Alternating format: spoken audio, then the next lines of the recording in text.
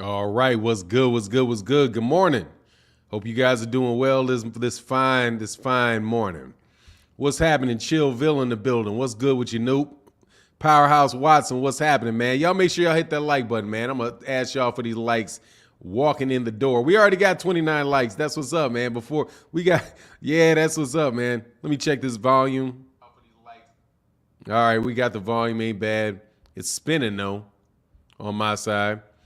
What's going on, Robert? Yolanda B in the building. What's happening, Yolanda? Robert wrote. Yolanda B in the building. What's happening, Yolanda? Robert Robles said, "Good morning, Fanon. Spence is on versus yes, it is. It's on and popping. You know what I mean?" Jay Spence, I listened to the whole thing Shawn said. I understand what he meant, but I'm sure it was said with a little salty from him as well. Yeah, I understood where he was coming from, but he's definitely salty. There ain't no way around it. Excuse me. Hold on one second, man. I got to do something real fast. And this literally is not going to take but a second.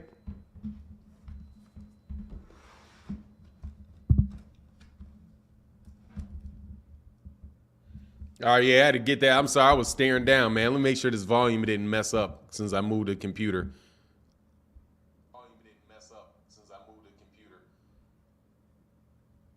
All right, it's good. It's good. It's good. All right, it's good. It's good. It's good. There you go. All right, man. Yeah, Jay Spence, I listened to it. I understood where he's coming from. I say the same thing myself all the time, man, but that's different, bro. See, what Shawn Porter said was that people are getting on his nerves because they're saying that Jaron Ennis is going to mop everybody, right? Like nobody has a chance with him and really going overboard on stuff. And that's real. I mean, that's reasonable, man. That's a reasonable thing to say, but that's not the same thing as saying that kid is overrated now. When you're saying he's overrated, you're attacking him. So, and saying that he's not as good as people are saying he is. And that's something, that's just, come on, man. Just because somebody thinks that he's going to beat the favorite guy doesn't mean that the guy, that he's not that he's overrated. That is like this guy, like he's a hype job or something. That's a loaded term, bro. He could have said a lot of different things, man, but I know what he was doing, man. He's trying to get that publicity. That's what that is. Shawn, somebody's like, look, man, Shawn, you just got to come out and say something exciting, You got to. Shawn felt like, what's going on? We're playing event. What's that? Angie Wise fool. What's going on, man? He said, demons love or hate or love demons. That's what's up. I'm not sure what that means. What is this? Sierra Suite. Hunt for my missing sister. Sierra Suite of Black Entertainment. Television continues. One love, respect, blessings to the channel. Who is Michelle? Sierra Suite is missing? Sierra Suite is missing? I didn't know who is Sierra. I don't watch BET, so I don't really know who she is. Be easy. What's going on, man? Said Grand Rising. Oh shit. Oh man, I forgot my phone. I gotta grab my phone real quick. Grand Rising. What's going on? Mike Kirkland in the building. What's going on? Black Fonz in the building. Giovanni Walker, as always, good to see you. So let's get this boxing news started. Push that like button as you walk in the door. Yeah, man. Salute to Jaron Campbell. Big Block in the building. Surrey said, what's up, Unc? I like Boots, though. He's the real deal. Oh, man, for sure. And Shawn Porter knows he's the real deal. Shawn just a little salty. Ramin Turner salty, too. What's going on, Ramin? In the building. Jay Dodge, what's happening, man? Dodge J. Too much hype. Who's hyping him? Man, there ain't been hardly people, man. That's from the floor up. That's from the floor up. That's not a whole bunch of other people hyping that man. Those are boxing fans saying that about him, man. That's organic. That's not a problem, man. There's no problem with that. That's organic. That's the real deal. He's not getting hyped like some other guys are getting hyped by having the media hype him. He's being hyped by boxing fans that have watched that man fight. He ain't getting no false hype, dude. That's real hype right there. And honestly, he's one of the very rare fighters that is getting actual hype from actual boxing fans watching him. I'm sorry, man. He's getting hype because of what he's doing in that ring. He's not getting treated like Terrence Crawford is, who should be getting hyped like that because of what he's doing in the ring, but isn't. I'm telling you, man, that's real stuff, bro. That is real. That's real, honest to goodness boxing fans supporting that kid, man. Looking at him in the ring and saying, no, I like him. And they're picking him. It's not like some of these other guys like Lomachenko, where all the media keeps telling you over and over and over again how good he is. That's not the case, man. These are regular boxing fans watching this kid and saying, no, that's a special fighter right there. Giovanni Walker said, Porterman, man. Dude, I'm telling you, I'm dyslexic. I put Porter and retirement all together in one thought. Porter's statement is retirement backlash. He's still settling into his retirement. Him stating Boots is overrated is almost him hating. Man, it ain't almost. It is dead spot on, brother, with it, man. Malcolm Allen said, for the mistake yesterday in the chat. Hey, no worries, man. Malcolm, don't worry about that, brother. Much love to my man Giovanni Walker for supporting that chat. Hey, y'all got to hold on 1 second. Do not leave the chat. I'll be right back.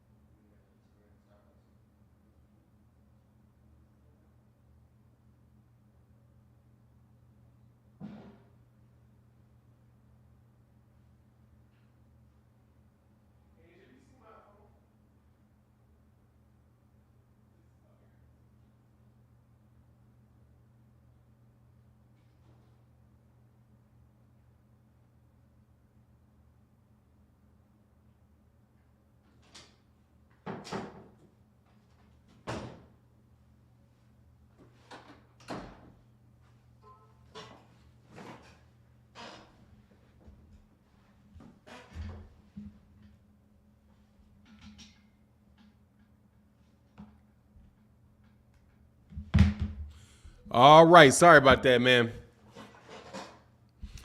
Sorry about that. Hey, and Malik Allen, don't worry about that, man. That's all love, man. Don't worry about that at all, man. You know you're the man.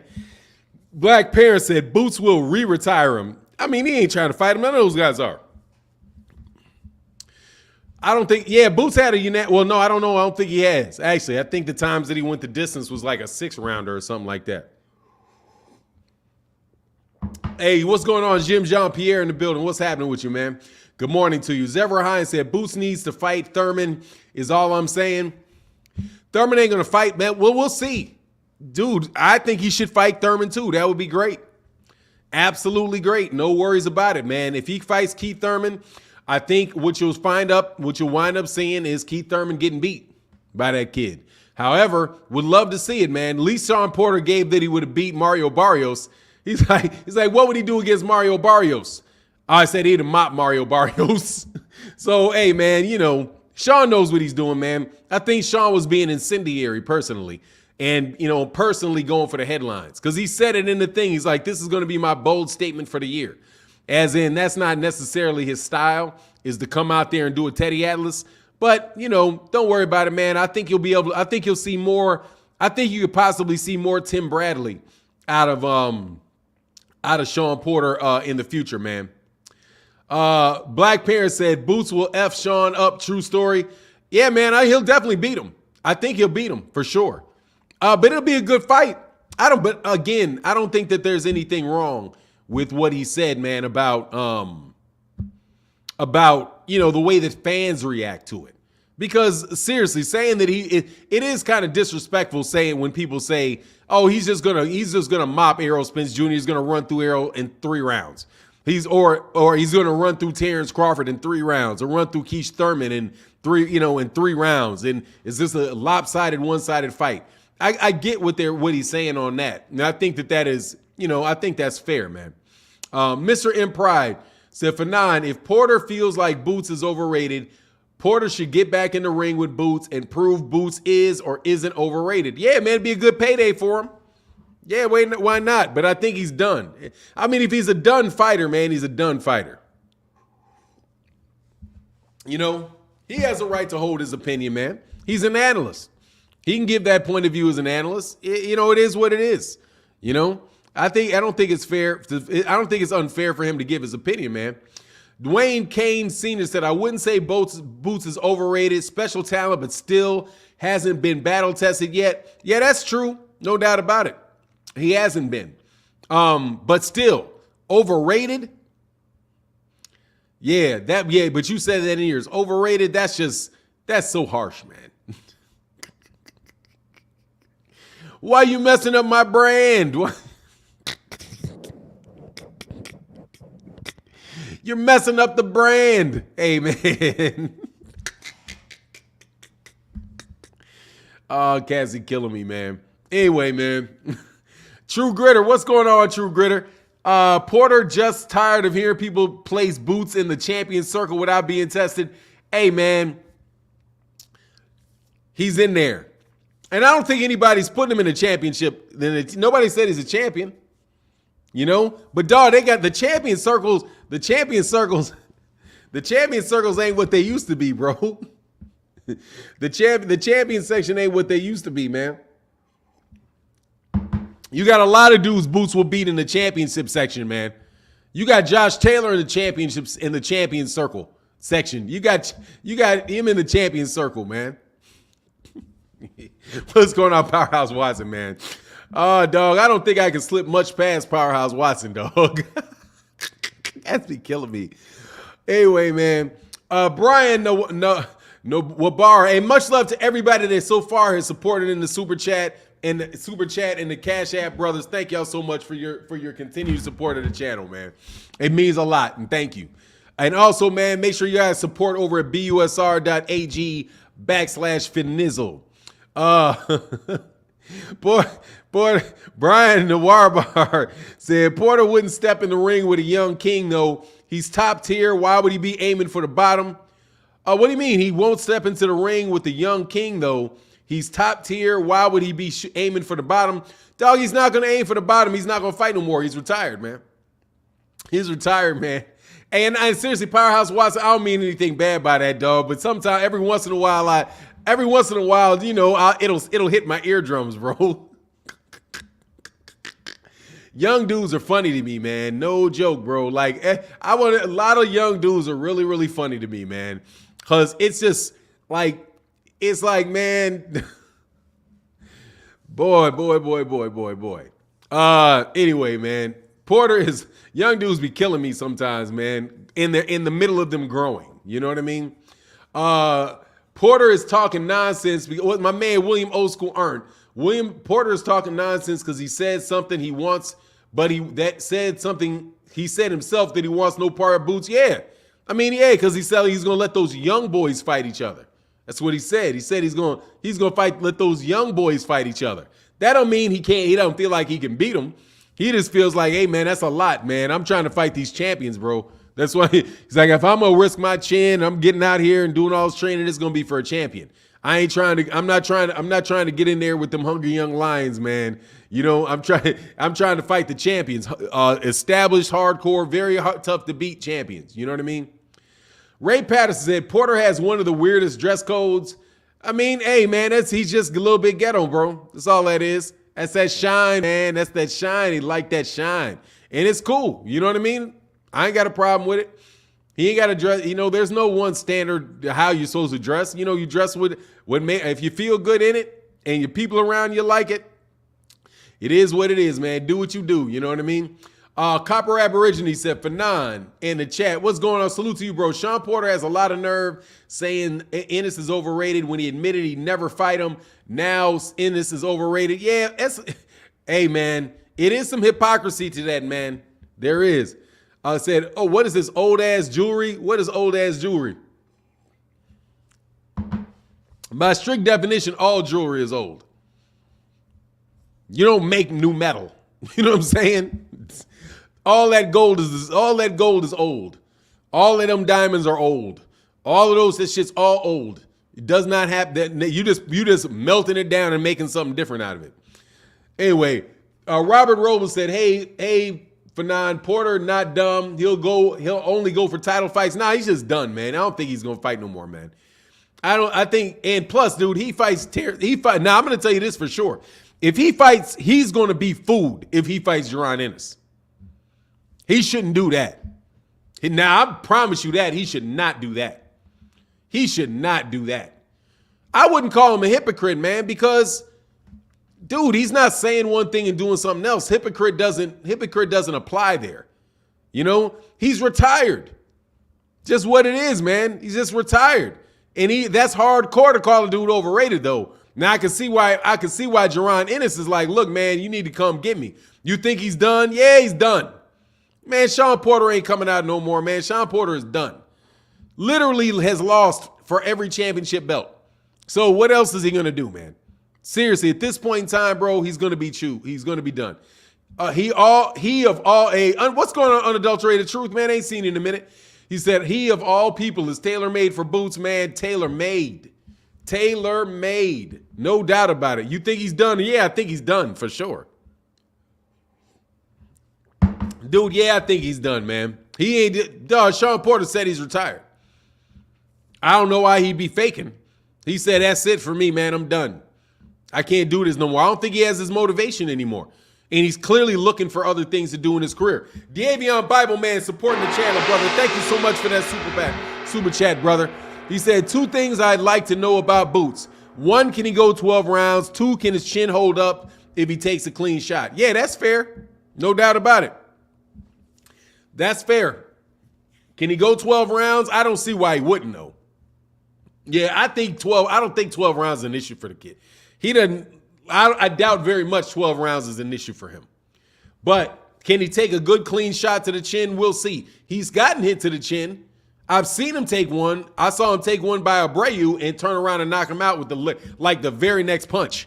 You know what I'm saying? I saw him take one clean. I saw him take one clean from Thomas Delorme and knock him out like 3 minutes, like 2 minutes later, right? Or not even that much later. Literally walked that dude and got him up out of there. I don't know, man. Boots look kind of serious to me, man. I'm just gonna be real with you. Noor Gente said, boxing is a finite career. You leave some of yourself in the ring every good fight. So I get not wanting to fight young bloods when you can fight for belts, but Shawn should shut the F up about Boots. Hey, man, Noir Gente, dog, I like that, man. I like that style. You a real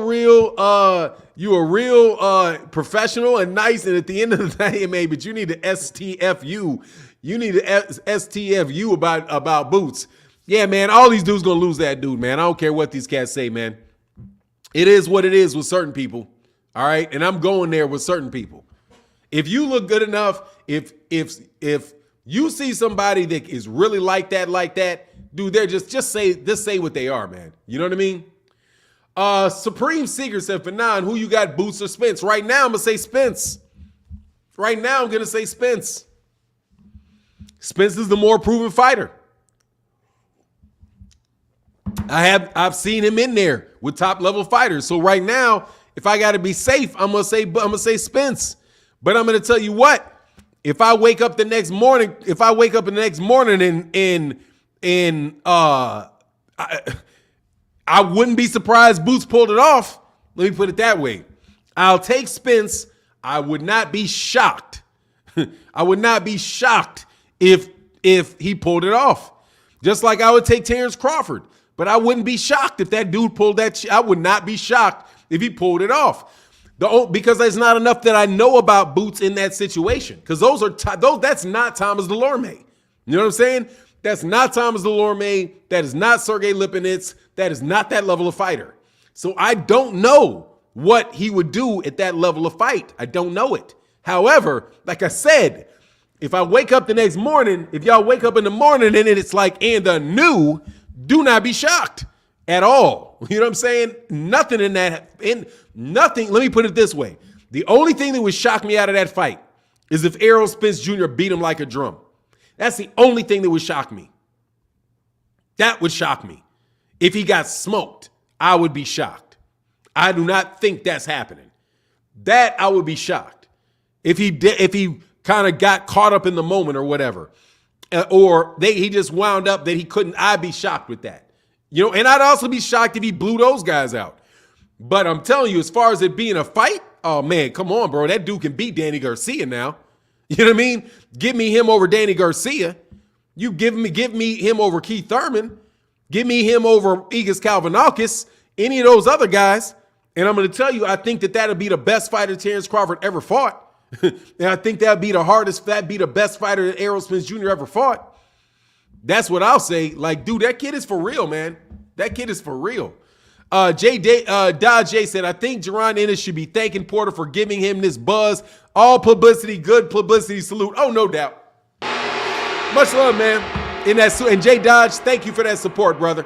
I know it ain't always hard. It ain't always easy to support, and y'all can support consistently. Thank y'all so much, bro. I really do appreciate it. Love down Gaither. Love one down. I'm just going to say love one down. For 9, it's funny how Porter gets brave after he retires before he's saying he's not getting in there with Boots. He would have had to put up or shut up. Nah, he would have never fought him. He could call him overrated and still never say he's going to fight him. But I bet you he wouldn't have said it if he was still fighting. I bet you he wouldn't have said it if he was still fighting. If he was still fighting, he'd have just sat there and been like, whatever, and not said it. But now that he's full-fledged retired, I'm telling you, man, you're going to hear, I think you're going to hear, and I hope, not only do I think you will, I hope you hear more of that out of Shawn Porter, man. Seriously. Shawn Porter he knows his boxing, and dude, don't get stuck behind everybody else being all polite.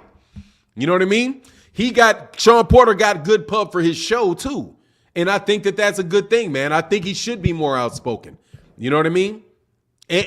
For the sake of his show, for the sake of people tuning in to listen to him, for his career, man. You know, go ahead and be Teddy Atlas, man. Let it hang out, man. Let people know what you think.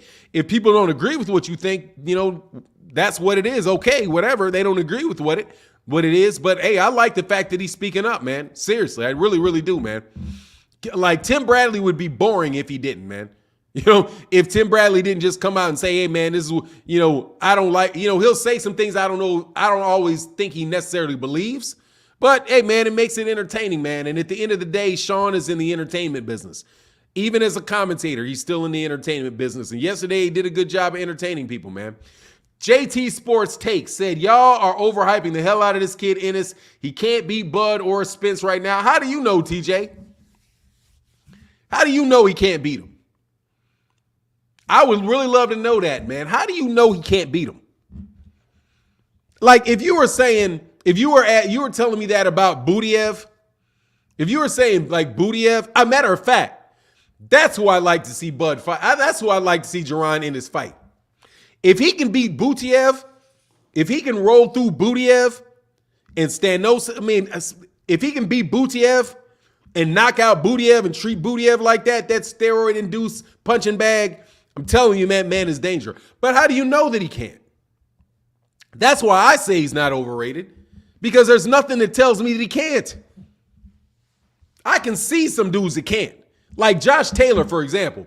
Josh Taylor is the undisputed champion at 140 pounds. I'm telling you, that boy cannot beat Errol Spence. Cannot do it. Will get mopped. Okay? It will be the worst beating that will be a beating. That would be a severe beating that Josh Taylor will take against Errol Spence Jr. Just looking at how they fight, that boy don't want that. And the reason he don't want it is because that's what he wants. He likes to fight like that. And if liking to fight like that is going to get that boy hurt against Errol Spence Jr. Errol's too fast. He's too strong. He's too defensively sound. You can just see that, dude. That's going to be a mopping. But I don't see, and that's why I'm so high on Boots, is because I don't see how these guys are going to walk through that kid. Just don't see it, man. He's very, very, very sharp, very defensively responsible. Sometimes I can see that he gets like he believes in himself a lot. He's got so much talent that he can do so many things that they may throw some fundamentals to the wind to do some kind of freaky stuff every once in a while. You know what I mean? But on the real, he can just go back to basic fundamentals and get you up out of there, you know? That's what I say, man. Shane, hey, man, Copper Aborigines disagree with me. So you think he should keep his comments to himself and his own career? Not saying Ennis is overrated, but be outspoken about boxing, not a fighter that's fought his way up. What is that? I don't know, man. He's a commentator. That's what he's supposed to do. Copper, that's his job. He's a boxing commentator. His job is to commentate on boxing. Literally. That's what he's supposed to do. Unless we're not going to have boxing commentators, he's supposed to commentate. He's supposed to give his opinion. You can't have it both ways. This is for me. If you want people to be honest and not overrate somebody like Lomachenko, right? And say that, no, he's the best thing since all of that stuff, right? The stuff the promoters do, right? And you really do want people to be treated fairly, and then honesty is necessary, man. Honesty is necessary. If the man thinks that Jaron Ennis is overrated, the man should say it. The man should say it. And if Jaron Ennis thinks that dude's whack for saying it, Jaron Ennis should say it. And like he did, I like the fact that the man said, all right, man, that's safe to say from the comfort of retirement. Why don't you come get in his ring, man? Why don't you come get in his ring? And we can see, you know, I like Jaron's response to it too. You know what I mean? On the mic with Terrence Bailey said, Ennis has more fights and KOs than Spence. Yeah, he does, but you know, he doesn't have the level. He doesn't have that 5 or 6 fights, bro. You know what I mean? Hey, Copper originally said, I'll agree with that, Fanon. Yeah, you know what I mean? Like, look, man, this is boxing. This is why I think like you're a moron. I'm going to always talk to you, boy. I'm going to always talk to you. Just so you know I'm talking to you and you know I'm talking to you. Look, man, this is boxing conversation. This is boxing talk. It is supposed to be fun. You're supposed to be able to say what you want to say. You get a laugh, the other person gets a laugh. You're not supposed to be getting all up in arms, calling people name, throwing words out like bias. Like it's sports, man. You acting like people are like raging racists or homophobes or something like that, not giving people jobs. You know what I mean? Like you're not employing somebody, right? Or you're not going to sell them a house or something. You know what I mean? Like you're really, really doing something. You know, you're still supposed to be having fun talking boxing, dude. If you like Anthony Joshua, dude, you like Anthony Joshua. If I like Deontay Wilder, I like Deontay Wilder. If you like fighters from Mexico, I like fighters from America. Man, there should be no real problem about that. It's not that serious to be. And a lot of guys get like oh God, he's just so, man, stop, man. You know what I mean? Anyway, man, Vernon Alex said they need weed, man. Nah, man, they need some of that yang balance their life out, bro. I'm trying to tell you. Riley Foster said, funny thing, Porter's changed his tune once he don't have a deal with the word. Let me see. Riley Foster, funny thing, Porter changed his tune once he don't have to deal with his words. Prove he's underrated. It's easy to talk from the sideline. Yeah, it is. Yeah, it is. It's real easy to talk from the sideline, but it don't mean he don't get to do it. You know what I mean? I ain't got no problem with him doing it. I don't mind it, seriously, because he made a good point. I just think that the overrated part is that you're trying to diminish the man now. Porter is a gatekeeper. And you know what else? I'm going to tell you what I do think, though. Shawn Porter hates on everybody, dang near everybody in the PBC, bro. No, he don't like them young boys. That's what he don't like. He don't like them young boys coming up behind him. He likes that group of fighters that he came in with. He pays respect to Terrence Crawford, Shawn Porter, Danny Garcia. Those are the guys that he never says anything bad about. But Errol Spence and Jaron Ennis, he got beef with them. He's got beef with those guys that came up and taking the spotlight that took the spotlight from him. Because if you remember, Shawn Porter at a point in time was the hottest welterweight coming up. Y'all remember that? He was the hottest welterweight coming up at a point in time. He was in that same position that Errol Spence Jr. was in. And he was in the same position that in the same position that Jaron Ennis is when he was coming up. Because he beat Paulie Malignaggi, he won that championship, and then it didn't continue to go that way. Errol disses Porter because Porter disses Errol. What's he supposed to do? He don't like Shawn Porter because Shawn Porter wouldn't fight him. Errol was trying to get those fights, man. Errol was trying to get those fights. And Shawn Porter was a champion and wouldn't fight him. Wouldn't fight him as a non-champion. They tried to freeze Errol out. That's why Errol don't like those dudes. You know what I mean? Because they tried to freeze him out. And they failed. And they got salty after he broke through that ceiling and got those fights. And he, by the way, did not get a PBC shot. He had to go and fight on a matchroom card in the UK to get a shot. He didn't get the benefit. He didn't get the benefit that Shawn Porter got and Shawn Porter got and Keith Thurman got. He had to go out there and do something else. Davion Bible in that super chat, brother. Thank you so much for that support, man. He said, mark my words, Shawn gearing us up to tune in for the release of his second colorful loud ass suits, man. Woo weed. Dog, he does that Craig Sager, bro. You know what I mean? He does that Craig Sager. Hey, Miss Aisha said Thurman. Yeah, he pays respect to Thurman. I'm not sure what you mean by that particular, just saying Thurman. It's hard for me to know what you mean. Marquis said, with top 4 welterweights, which one skill that you can't game plan or take away? What said with top 4 welterweights, what's one skill that you can't game plan or take away from each? Nothing. There's a way to complement. There's a way to counteract everything. There's 2 arms, 2 legs, 2 eyes, 2 nostrils, 2 ears. There's a left, there's a right. There's up, there's down, there's forward, there's back. Anything that you do, everything that you try to do, there is something else somebody else can do to counteract that. That's just what it is. The question is, will they figure it out? Is it ingrained, and can they do it in time? The only thing that I don't think that even somebody's power, you can counteract that by not letting them land it. You know what I mean? People's speed, you can neutralize it by cutting off the ring.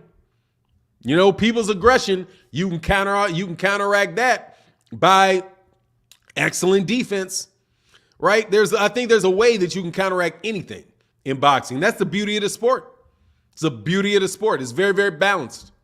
True Grit 402 said, this is for burning that midnight oil last night. I have to take Hearn word as golden about Spence. Oops, I mean Sprints. Team Crawford. Much love in that super chat, bro. Man, he a hypocrite, bro. That's a hypocrite, man, my man. That is a hypocrite. Malik Yachai said, great answer. Yeah, I mean, this is what it is. It's balanced, man. It's balanced. You know what I mean? Balanced. Which is why I'm telling you, man, it's balanced and it's reactive. So it's ebbs and flows, all of that good stuff. But I don't think there's anything that anybody can do. There's ways to get that. None of these guys are undefeatable. Put it that way. None of them are undefeatable. They may be undefeated, but they're not undefeatable. He's a human being. He's a human being. There's a scenario where that dude can lose. Just what it is, man. You know what I mean? There was, anyway. That's why I'm like, man, you just don't know about these guys, man. Ain't nobody perfect. Nobody's perfect. Some people are perfected. As they got as good as they can get. You know what I mean? You are perfected. You're not going to get anything. You're not going to get any better than you are. That is about the best. You are the best you can be. You're a perfected version of yourself. You are the perfect you. That does not mean that you are without fault relative to other people. You know what I'm saying? Just Do Boxing says, salute for 9. Boots will stop Virgil Ortiz. I'll bet my money. Yeah, I think he'll beat him. I don't know if he'll stop him, but I definitely believe he'll boot him, man. He'll beat him, man. Freddie Jimenez in the building. What's going on, man? Say, got in late, Martin. Salute to all. Didn't like the comment Shawn Porter made on Ennis, a.k.a. Boots. I'll tell you, he'll smoke Porter. Boots the man. No doubt about it. No doubt about it. Beast Mode said, not on my level. What's not on your level? Beast Mode. Hey, Fanon, read Juan De Leon's comments. All right, let me slide back if I can see it. Boots is overrated. Virgil Ortiz will punish him. All right, man. That's his right to believe that silliness. Virgil don't want no parts of that, man. I'm telling you. Virgil don't want no parts of that, man. Virgil's taking that L. Virgil ain't ready for that. Virgil's going to get cracked up. Virgil is slower, does not hit as hard, not as defensively sound. It's going to get beat. It's going to get beat. And watch what I said. He does not hit as hard. He does not hit as much. He is not as defensively sound. He is not as athletically gifted. Literally, Jaron Ennis does everything better than Virgil Ortiz, from what I can see. Everything. He hits harder,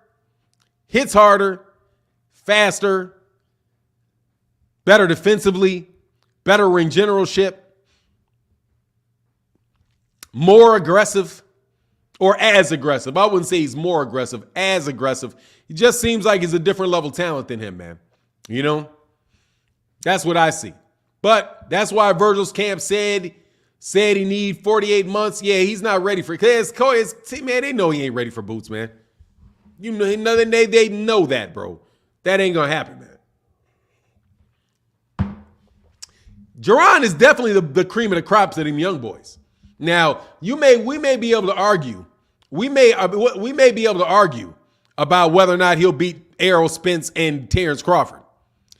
You ain't arguing about whether or not he's going to beat Rashidi Ellis, whether he's going to beat Josh Taylor, whether he's going to beat Jaron, whether he's going to beat Virgil Ortiz and Stanosis.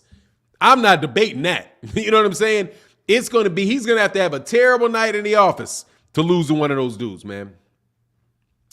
Ortiz versus Ennis won't happen unless it's for unification. It's just not going to happen at all. They're not going to put him in there, dude. They'll have him fight for no championship for years. They don't care. Golden Boy is not pushing their fighters into championship fights. They're not going to do it. They won't fight him. They won't fight him. They're not going to risk him. Look how they're doing Jaime Munguia. Look what they're doing to Jaime Munguia and Ryan Garcia. They're not going to put them dudes in there. They're not going to put those dudes in hard, man. They are protecting their interests. They're protecting their interests. They're going to maybe try to get his hands on a WBO belt when it gets vacated. Maybe try to push for a fight against Josh Taylor or something. But he's definitely not. They're not going to push him, man. That's not no knock on Virgil Ortiz. I think Virgil Ortiz he's right there after Boots as far as being the next up and coming welterweight. But I haven't seen anything to tell me that Golden Boy is going to be pushing their fighters actively into big fights. I just haven't seen it with their other fighters. Even the way they did Canelo when the tail end of Canelo Alvarez being with them, he wasn't pushing them into fights, man. He hadn't pushed Canelo into a real fight since Gennady Golovkin. And that's just real, bro. All these Canelo Alvarez fans can say what they want, but you know it's true. He's not been in a tough fight in years, man. In a tough fight that anybody thinks is tough. I'm just saying anybody thinks is tough. There are some people believe that Jermell Charlo and him is going to be a tough fight. There are people that believe that. Nobody believes that Caleb Plant and Canelo Alvarez is going to be a tough fight, or Billy Joe Saunders, or Yaldemir, or Callum Smith, or even Daniel Jacobs. Daniel Jacobs is the closest thing to a difficult fight that Canelo Alvarez has had in years, and he went the distance with him. John Muhammad said, if Ortiz was black, he would have been promoted as a gatekeeper to a Ennis title shot, just like they do all the black contenders and champions. Simple. Much love in that super chat,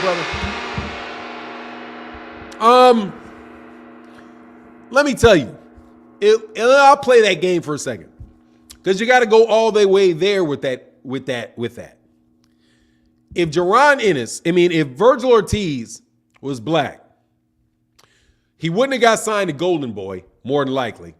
And more than likely, he would have had to start his career at 154. That's what I think would have happened with him.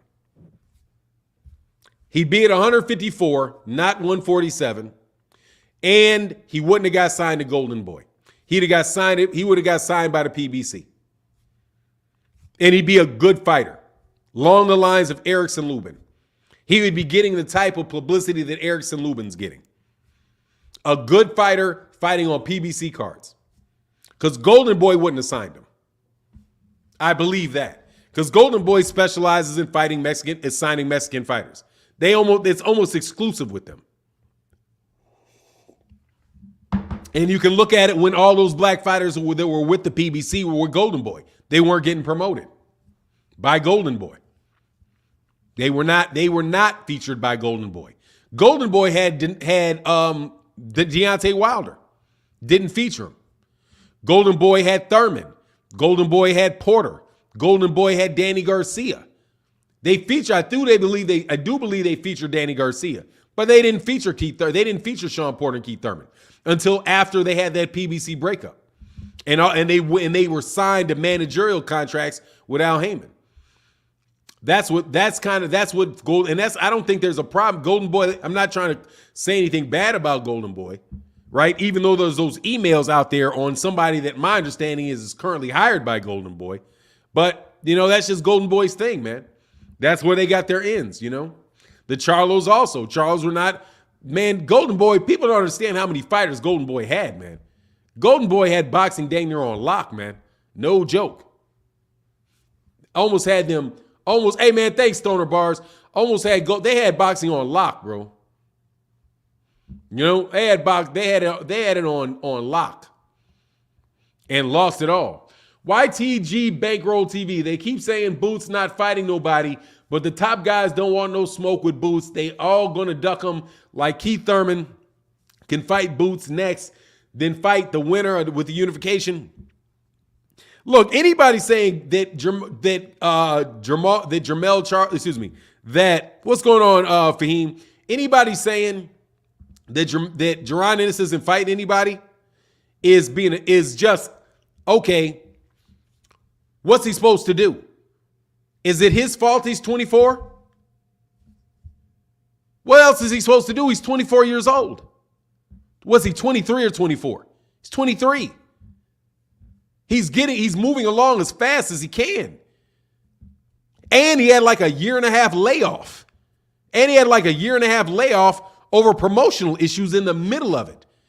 Dude, he's not somebody that, what's he supposed to do? He can only get the fights he can only move at the pace he's moving at. You know what I mean?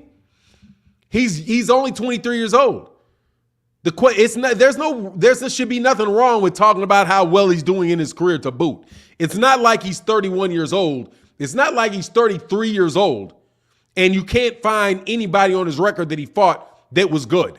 Like Gennady Golovkin. That's the type of line you use for Gennady Golovkin. A guy that is 35 years old, he's 24, thanks, Macho Man. A guy that's 35 years old and only has only fought one good fighter. You know what I'm saying? Has only beaten one good fighter. And I guarantee they're going to try to put that dude in the Hall of Fame. He's fought one guy. Daniel Jacobs is the best win in the entire career of Gennady Golovkin. That is somebody that you say that about. Not somebody that is 24 years old, already has 28 fights, and just now got into the top rating. He's doing what he's supposed to do. And he's looking quite spectacular doing it. You know what I mean? That line is, who did he beat? Dog, stop that dude. That dude is 24 years old, man. You know what I'm saying? It's like you seeing a kid in the high school scoring 90 points in a high school game. Like, God dog, that dude can ball. Be like, well, he's not in the NBA. He sucks. Like, man, stop it. You know what I mean? It is what it is, man.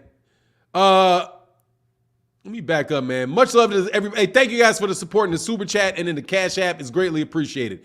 Thank y'all very much. Beast Mode said GGG was a monster. Man, he was a monster. They ain't never beat nobody. He's literally the boogeyman, as in nobody saw him. You cannot tell me a good fighter Gennady Golovkin beat. Not one. Not one. Can you? No. The best thing you can say is he put up a good fight against Canelo Alvarez. Other than that, not a single solitary one in his career. Can you? Who did he beat? With him, say who did he beat? Because, dude, he's pushing 40 years old. Been around for 10 years. Who did he beat? Literally, who did he beat? He fought one guy, Daniel Jacobs, and very close fight with Daniel Jacobs, bro. I don't believe him, man. I'm telling you. GGG wasn't no damn hype job. Yeah, he was. Yeah, he was. Gennady Golovkin is the very definition of the hype job. The epitome of a hype job. You don't get no more of a hype job than Gennady Golovkin.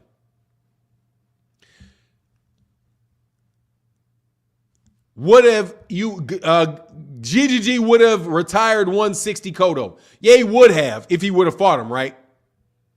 He would have if he would have fought him. But he didn't fight him, so he didn't do it. He would have. That's all you can say about Gennady Golovkin, what he would have done. You can't tell me what he did. You're just talking about Sergey Deverenchenko?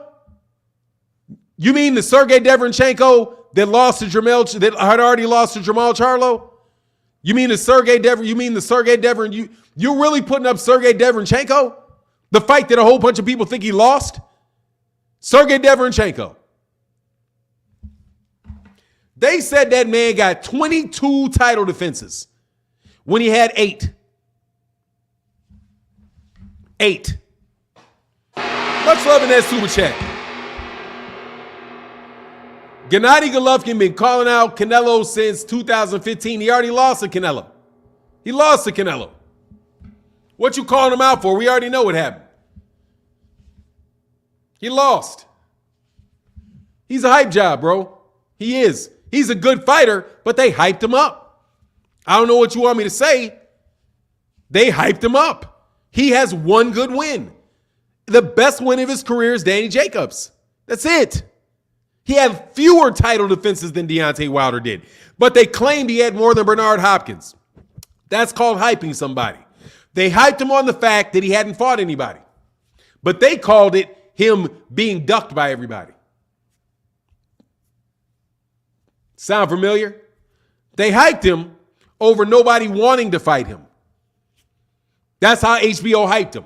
Oh, nobody wants to fight Gennady Golovkin. Everybody's ducking Gennady Golovkin. Felix Sturm is ducking Gennady Golovkin. Nobody wants Gennady Golovkin. Andre Ward is ducking Gennady Golovkin, even though Andre Ward's a weight class up. That's how they sold him. He's a good fighter. Do not get me wrong. He's a very good fighter. But he was hyped up. They were saying things about him that were flat out not true, like him having 22 title defenses and him actually having beat somebody. He never did. And he's at the top of the pound for pound list. He never beat anybody.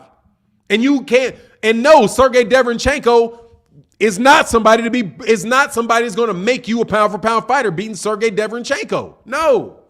Barely beating him at that. Mike Kirkin said, Boots looks unbeatable to me. I like everything about him. I believe in Boots more than Spence at the same time in their career. Much love in that super chat, brother. Brother, thank you so much for holding down the chat, bro. Yeah, dude, he's a hype job, man. I don't know what you want me to say. There's hype jobs, bro, and he's one of them. And me, I think he's the epitome of a hype job. Gennady Golovkin still suns most of the 106-pound in his division at his age. Really, if he fights him, when's he going to fight him?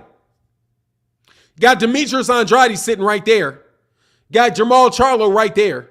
And he's going to fight Ray Mayorta. I mean, dude, just seriously, how can you get more hyped than somebody literally giving you an extra 14 title defenses to your credit? They literally made up 14 title defenses for this guy. If that ain't hype, I don't know what hype is. If somebody said Jaron Ennis, if somebody right now said Jaron Ennis has got 15 title defenses, and they kept repeating it, or excuse me, Jaron Ennis has got 12 title defenses. 12 title defenses, and everybody in the welterweight division is ducking him. Dude, that would be hyping him up because it's not true. He does not have 12 title defenses. That's blatantly, obviously not true.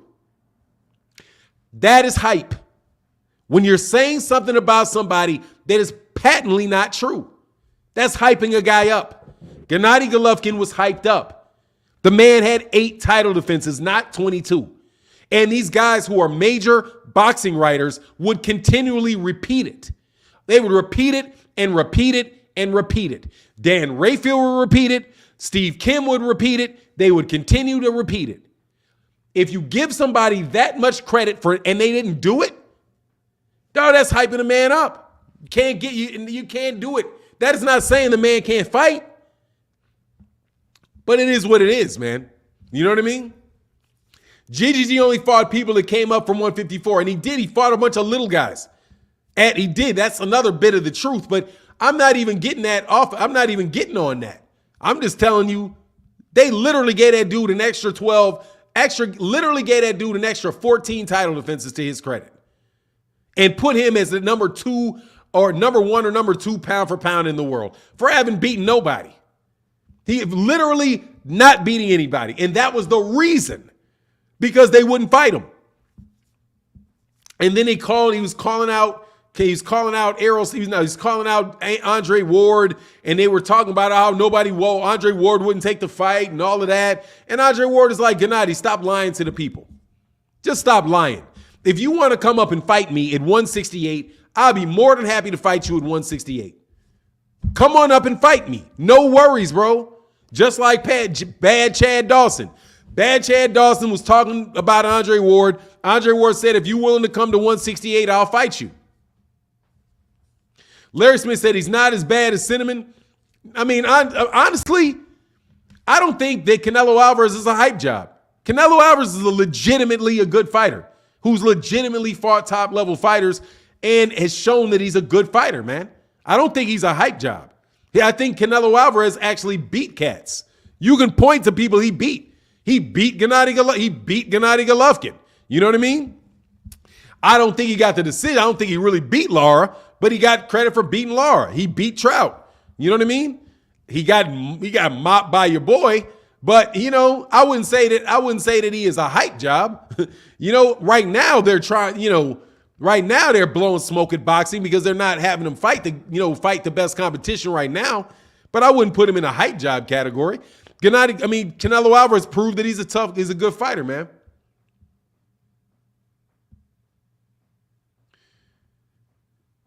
Anyway, GGG beat Canelo the first fight. To me, he keeps coming. Yeah, but he didn't. He beat him, but he didn't. I don't think he did. I thought that was a fight. I thought that was I would have gave that to Canelo in that fight, but he lost the second fight for sure, But the fact of the matter is he didn't beat Canelo. Just what it is. I thought that Gary Russell Jr. beat Mark Magsayo, but they gave the fight to Mark Magsayo. Freddie Jimenez said, no, I disagree. Lara beat Canelo. Yeah, but he didn't beat him at the same time. I'm just going off of what the record says. It is what it is. You know what I mean? The record, it is what it is. I think Canelo's got a good resume. Canelo's a very good fighter, bro. Canelo's not a hype job. No joke. Canelo Alvarez has ability to beat all these guys. He has not been fighting them lately, but that's just my opinion. I wouldn't say they're not running around saying things about Canelo that are patently not true, right? Like Lomachenko was the greatest fighter since a young Ali and all of that nonsense. You know what I mean? They don't even say that all they do with Canelo is say, is he the best Mexican fighter ever? Which honestly, I don't think he is. But, I would tell you, I think that there are better Mexican fighters than Canelo Alvarez. One of them being Oscar De La Hoya. You know what I'm saying? If you consider him Mexico, maybe they're not, they're not saying Mexican Americans, but, I say Oscar De La Hoya is better than Canelo. Definitely got more cojones than Canelo does, for sure. Definitely giving you better fights than Canelo. You know what I mean? Definitely giving you better, more value for your money than Canelo. Anyway, Canelo was good, and with super subs, even better. Oh, yeah. Now he's juicing. He definitely juicing. But you know what it is, man. A lot of people hate on Canelo. Yeah, man. But Canelo gives them reasons. So it is what it is, man. But Oscar, man, Oscar, I think Oscar's better. I think Oscar's a better fighter than Canelo. Just flat out a better fighter than Canelo. King of Kings, you can't run in a boxing ring. You casuals call it. It's called boxing, not stand there and get hit to entertain out of shape fools at home, man. That's crazy, bro. Yeah. He say, hey, I'm a Mayweather fan, bro. That's what's up, Jose Rodriguez. Mark Cardenas said Benavidez beats Canelo. That's why Canelo don't want none of that. I don't know, man. I think that would be a good fight. I think it'd be a good fight. Yeah, Oscar fought everybody, man. Oscar's a really good fighter, man. And he's a very, very good fighter, man. Oscar De La Hoya can fight, bro. No, especially at 147 pounds. That dude can fight. And honestly, he gave a better fight to Floyd Mayweather Jr. than Canelo did. Oscar De La Hoya was way past it and still gave Floyd Mayweather Jr. a better fight than Canelo did. No joke. Gave him a better fight, man. Gave him a better fight than Canelo did. I think Oscar's a better fighter. Anyway, man, I agree Oscar was more exciting and had a better resume. Yeah, I just thought he's a better fighter. Like, not just that. I just think all around, comparing the two fighters, I think Oscar De La Hoya is a better fighter than Canelo Alvarez is. Oscar could do a little bit of everything, man. Oscar could fight on the outside. He could fight on the inside. The dude is a very man dude. Oscar De La Hoya could go, bro. Oscar De La Hoya could go. You know what I mean? He said, yeah, he did. Oscar did. He did. Oscar did. Yeah. Floyd had a little bit closer fight with De La Hoya. He had a closer fight with De La Hoya than he did with Oscar. With Canelo, he just knew everything Canelo Alvarez was doing, and there was nothing Canelo Alvarez was doing in that fight except for swinging for the wind and posing. You know what I'm saying? There's nothing that Canelo Alvarez did in that fight, man. Oscar De La Hoya at least hit him with some jabs. You know what I mean? Oscar De La Hoya at least hit him with a couple jabs. You know what I mean? Hit him with a couple right hands, touched him a couple times. You know what I mean? Got in there and made it look like a little something every once in a while. But Canelo, nah. Canelo didn't do nothing with that dude, man. Nothing with him. And one was young, but he wasn't that young. The man had 40 fights. The man had 40 fights and had defended his title 6 times, bro. The man was damn near here in the Hall of Fame. The man damn near had Hall of Fame credentials at the time, man. Anyway, he said, yeah, John Boy, man, much love in that super chat, brother. Thank you for supporting, bro. You always hold it down, man. Thank you, man. I appreciate you, brother. Hey, y'all, and by the way, man, y'all make sure y'all hit that like button, man.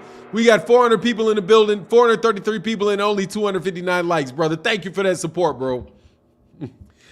Cowboy Choke said Oscar won 4 rounds, Canelo won 1. I don't know what round you think Canelo won. I want to see that one. I want to say, hey, dog, I want to see that round. I don't remember the man winning nothing. I remember watching the fight like this. This is I'm telling you, this was the whole fight. Is he going to land? Hey, man. Hey, y'all want to bet to see if he lands a punch this round? Dog, he got dude. Seriously, he just outclassed Canelo, bro. He just absolutely, positively outclassed Canelo. Canelo ain't in the same class as that man. And I don't care what y'all say. Because at that same period of time, bro, you should have been able to do, on a little guy too, you should have been able to do something, bro. Hey, Suri said Floyd 12-0 that dude. Man, Canelo Alvarez did not have a clue what to do with Floyd Mayweather Jr. Not a clue. And I'm serious. He said the judge that said Floyd and Canelo was a draw was ridiculous. Man, you know who that was? That was Mauricio Sulaiman's cousin that gave that out there. That just told you right there what you're going to need to be Canelo. Because Canelo could literally not win a round and get a draw. You knew it was going to be trouble. Floyd Mayweather looked like draw. Man, you saw the look on his face when they were like 114. Floyd was like, what? That's what you call save face. Because they didn't want 118-110, 118-110. Because that's what that fight should have been. They should have read it 118-110, 118-110, 118-110. That's what they, hold on. What's 12 times 10? 120 to 108. 120 to 108. 120 to 108. That's what they should have said, bro. Man, at that time, Canelo was 20. No, first of all, bro, no, he was not 20. And number two, the man had 40 fights and he had 6 title defenses of his belt. He had 40 fights and 6 title defenses of his belt at that time. He had more fights at that time, more fights at that time. Age 23 and he turned pro at 15. The man was an 8-year pro, 40 wins. You know what? Canelo was 23, 24. Exactly. Older than Muhammad Ali was when he beat Sonny Liston. Give me a break. He was 3 years older than Mike Tyson was when Mike Tyson won a heavyweight championship. He was 4 years older than Wilfred Benitez was when he won a world championship. Stop it. He wasn't stat padding for 6 successful title defenses of his WBA title at 154 pounds. And he wasn't stunting enough for those dudes to say he was going to beat him. He had a guy move up in weight from 147 pounds up to 154 pounds. Mayweather moved up in weight. Stop it. The man was an accomplished professional at that time. And by the way, every bit as good as he is right now. And watch this, to boot, more athletic than he is right now. More athletic than he is right now. Right now, he's plodding behind guys looking for left hooks. Plodding behind guys looking for left hooks. That's not how he was fighting at the time. At that point in time, dude, he was slipping, countering, doing all kind of stuff in the ring that he's not doing right now. I think he looked better then than he does now, in my opinion. Hey, good morning, Fanon. Faith to live by, man. Samuel Nathan Jr. What's going on, man? Brother, thank you so much for that support, bro. He said, good morning, Fanon. I never hear much about how bad Floyd beat Arturo Gatti. Floyd closed both Gotti's eyes and had him crying on the stool, and his trainer, Buddy McGirt, threw a towel. Oh, yeah, threw the towel, and yeah, he's getting bopped up. Yeah, but everybody should have known that, bro. Much love in that super chat, and thank you to everybody that supports in the super chat and in the Cash App. It's really important. Thank you guys for your support.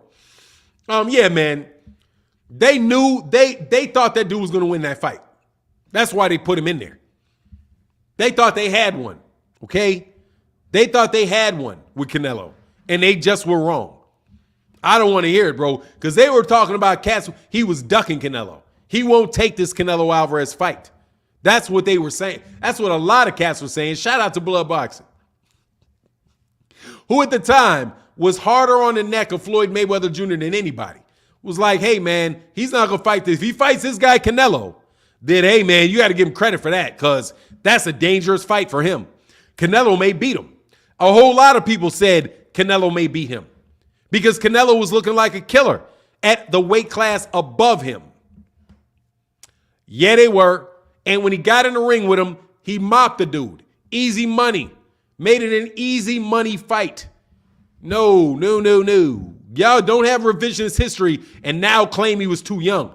It was because he was young that they thought he would win. Because he was 23, 24 years old, which, by the way, is the typical time that people hit their prime. Fighters that fight from a young age typically hit their prime in 23, 24, 25 years old when they've been fighting since they were 8 years old, 9 years old. Because they are physically mature men at that time and they already have a lot of experience in a boxing ring. The guys that hit their prime when they're 28, 29 years old are typically guys that picked up the sport later or guys in bigger weight classes. Yeah, man, don't do that. Don't do that to Floyd, man. That man smoked that man up. That's what it is. You know what I mean? Anyway, man, Beast Mode said, I'm back down to the end of it. Said, the version of Canelo Floyd beat was not a complete package. Canelo, what are you talking about? Canelo's not a complete package now. What do you mean? He's not a complete package. What does he have? What does he have? What does he have? What does he have now? What does he have now that he didn't have then? Besides about 20 pounds of muscle mass on him. A complete fighter. He's not a complete fighter now. He's no better than he was then. None. He's just bigger, fighting weaker competition. Get up out of here, man. He's not a complete package. Complete what? Complete with what? Complete with what? Dog, there ain't no shame in losing to Floyd Mayweather Jr. He lost to Floyd Mayweather. He ain't never beaten Floyd. Floyd wasn't a complete package at that time. Floyd was old. Floyd was old at that time. Let's not forget that part. Floyd not only was Floyd smaller, Floyd was also old. Old. As a matter of fact, I think he was older than Gennady Golovkin was when Canelo fought Gennady Golovkin. But let's just check it. How old was Floyd Mayweather Jr.?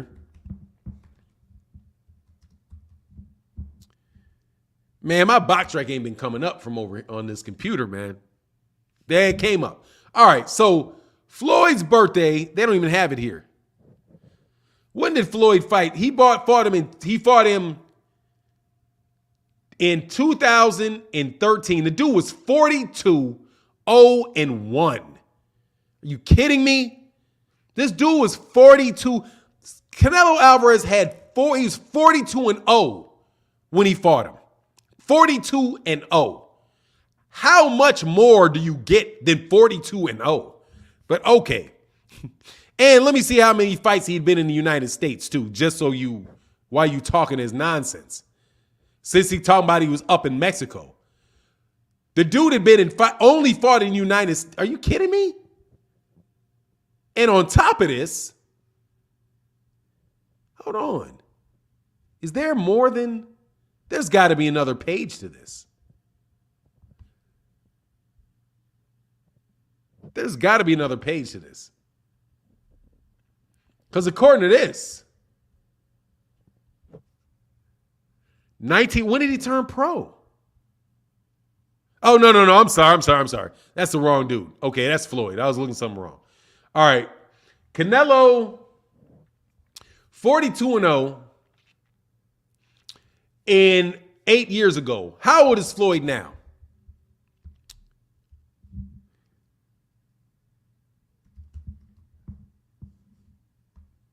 Floyd's age is 44 years old, and that was 8 years ago. So that would make Floyd 36 years old. That's a 23-year-old fighting a 36-year-old. Are you kidding me? Advantage to the 23-year-old over a 36-year-old. He's 3 years older than Terrence Crawford is right now when he fought Canelo Alvarez. He was closer to 40 than he was to 30. They thought they'd aged. They thought that they caught an old man slipping. Moving up in weight is what they thought they had. Y'all, hey, I like that. But you probably young and weren't there at the time. Brandon House said, and Canelo came in at 165 on fight night, and Floyd came in at 152, and Floyd got the job done. Much love in that super chat. Exactly, bro. Y'all Canelo Alvarez fans want to erase that. You can't erase that, bro. The man was 42-0. He was undefeated with 42 years old. 42-0. He was 24 years old at 42-0 with 6 successful title defenses, fighting a 37-year-old man coming up in weight. You cannot tell me that you think that is some, he just wasn't ready. He wasn't ready for a 37-year-old man who started at featherweight, a super featherweight. He wasn't ready for a super featherweight, a 37-year-old blown up super featherweight with brittle hands. Man, you better get out of here, man. You thought, Mike Cardenas, I'm sorry, man, if I missed your super chat. That's my bad, bro. I flew through stuff. Let me back up. Man, y'all better go somewhere with that, man. Y'all better go somewhere with that one. Mark Cardenas, man, my fault, bro. Mayweather even said, y'all up here praising this dude. I was almost 40 years old when I cooked this dude. This dude was nothing. Dude, exactly. Dog, the man was almost 40 years old, moved in his fifth weight class. And he's telling you that dude was nothing. Dude, and Floyd is telling you. Much love, Mark Cardenas, man. And thank y'all for holding me down in the super chats, brother. Thank you. And I'm definitely apologize for skipping over that. Look, man.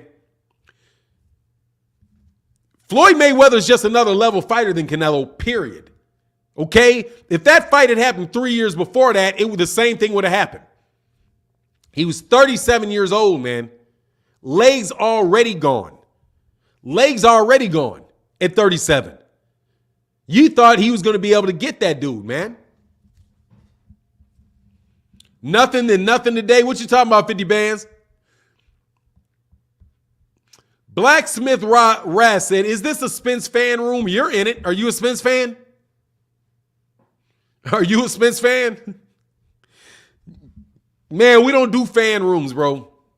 Got all kind of Terrence Crawford fans in here. We got Canelo Alvarez fans in here. We got fans of every boxer that you can name in the chat, okay? Stop it. Me right now, I'm not even on that, bro. He said, didn't he pay Vada 100 G's? He looked bigger than Canelo him. Hey, man, let me tell you something, man. You guys can stop that. You can stop. I'm going to tell you something right now. You can stop all of that with Canelo and Floyd. Canelo's not that level of fighter, brother. Sorry. Okay? He's just not that level of fighter. Period. Just suck it up and live with it. Okay? Suck it up and live with it. Jamal Charlo is not that level of fighter. He's not. Okay? There's a lot of fighters that are not that level of fighter. Oscar De La Hoya is not a Floyd Mayweather Jr. level fighter. He's not. He's not that level. He's a level down. Just what it is. All kind of fighters are not that level. Terrence Crawford is not a Floyd Mayweather Jr. level fighter. He's not that level. It's all kind of guys that are not that level. Canelo's just not that level. Period. There ain't no shame in that. He's just not that level. Now, I get on him talking about, let me tell you what I'll tell you. I get on Floyd about all that Ali stuff, but he's that level of fighter. He's that level of fighter.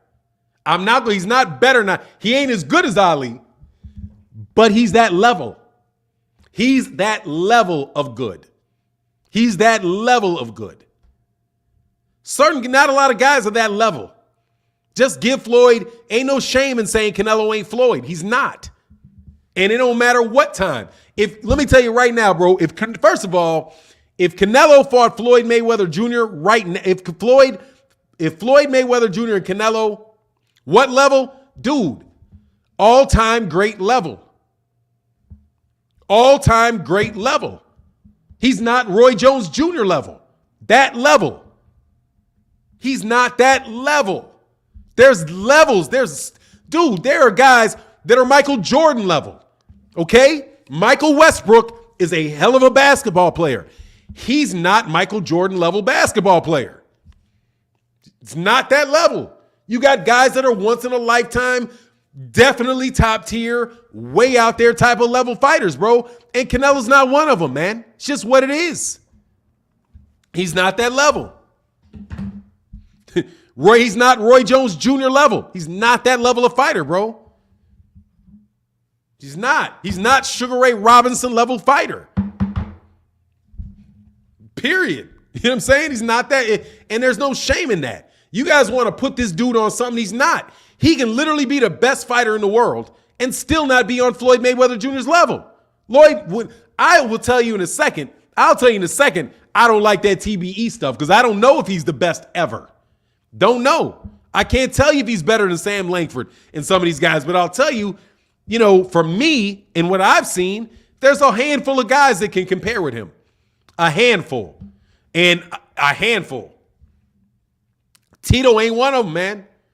Canelo, for me, is on that Tito line. He's on that Tito. He's on that Tito, Oscar De La Hoya, Shane Mosley. He's on that. He's on that level. He's that level, which is very, very good. Maybe Andre Ward's level, but I don't think so. Maybe Andre Ward's level, but I don't even think he's on Andre Ward's level, honestly. I think if a prime Andre Ward fights that dude, y'all gonna have a sad, sorrowful night watching Canelo Alvarez get up off that deck. That's what I think. You're gonna have if that is a prime Andre Ward fighting Canelo Alvarez, you're gonna see Canelo get him off that deck, is what I think. He said, watch your mouth for now. What you talking about? No, Tito didn't duck nobody. Tito didn't duck anybody, man. Olivoso said Floyd TBE is more some business of boxing, not the best fighter. He said it before. Oh, yeah, if he's talking about the business of boxing, man, the dude has made a ton of money. You can't say anything bad about him. Xavier Hines said Mexicans, I'll leave that alone, bro. Yeah, Ward's a beast too, man. But, that's my take on it, though. But I don't think he beats Andre. I think Andre Ward, a healthy prime Andre Ward, will beat Canelo. And Canelo won't even fight him. What you'll hear is this. Who did he beat? Who did he beat? Who did he beat? Who did he beat? That's what you'd hear if Andre Ward. But you heard, you know what you did hear? You heard you hear a lot of that when Andre Ward retires. You hear a lot of that. That's a reverse Ennis. When Andre Ward retired, then it's a lot of, come on out of retirement, Andre. Come on out of retirement. Dog, you could have moved up when he wasn't retired. You could have moved up, gone up to 168, fight Andre Ward when Andre Ward was, man, stop. Stop it. You know what I mean? Anyway, Fanon, Canelo wouldn't fight Ward because his dad is, he would have fought him. Because of that. He probably fight. I'm not going to talk bad about him.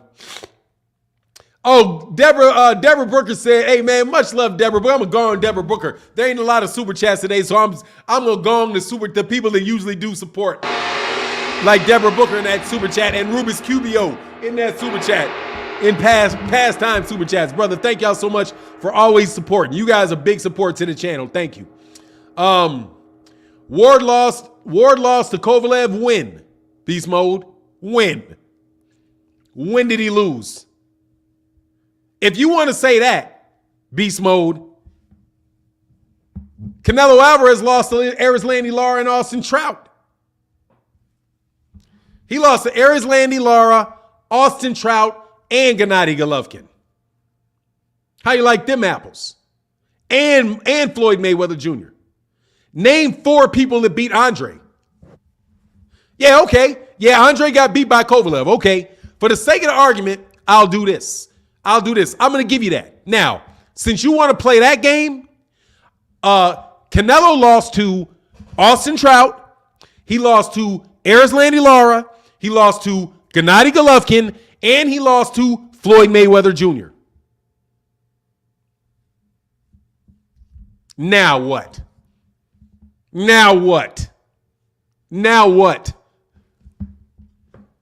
Don't like that, do you?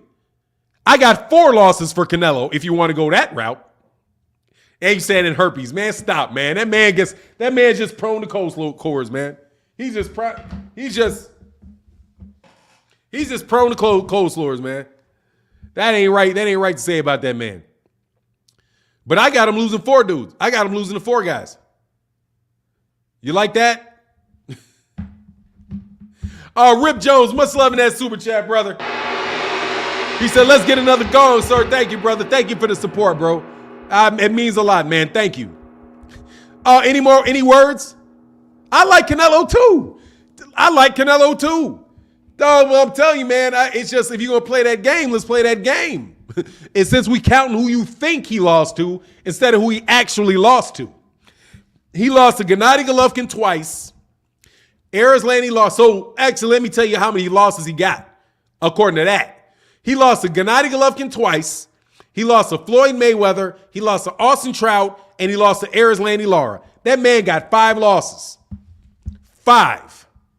And you say Andre Ward got 1. And he got 2 positive steroid tests. Do you really want to do that? I don't think you do. So let's just say that Canelo Alvarez only lost to Floyd. and Andre Ward beat Sergey Kovalev twice and knocked him out once. Finished him. Snoozy. Goodbye. Get up. See you later, buddy. He didn't snooze him. He knocked him out. He bent him over.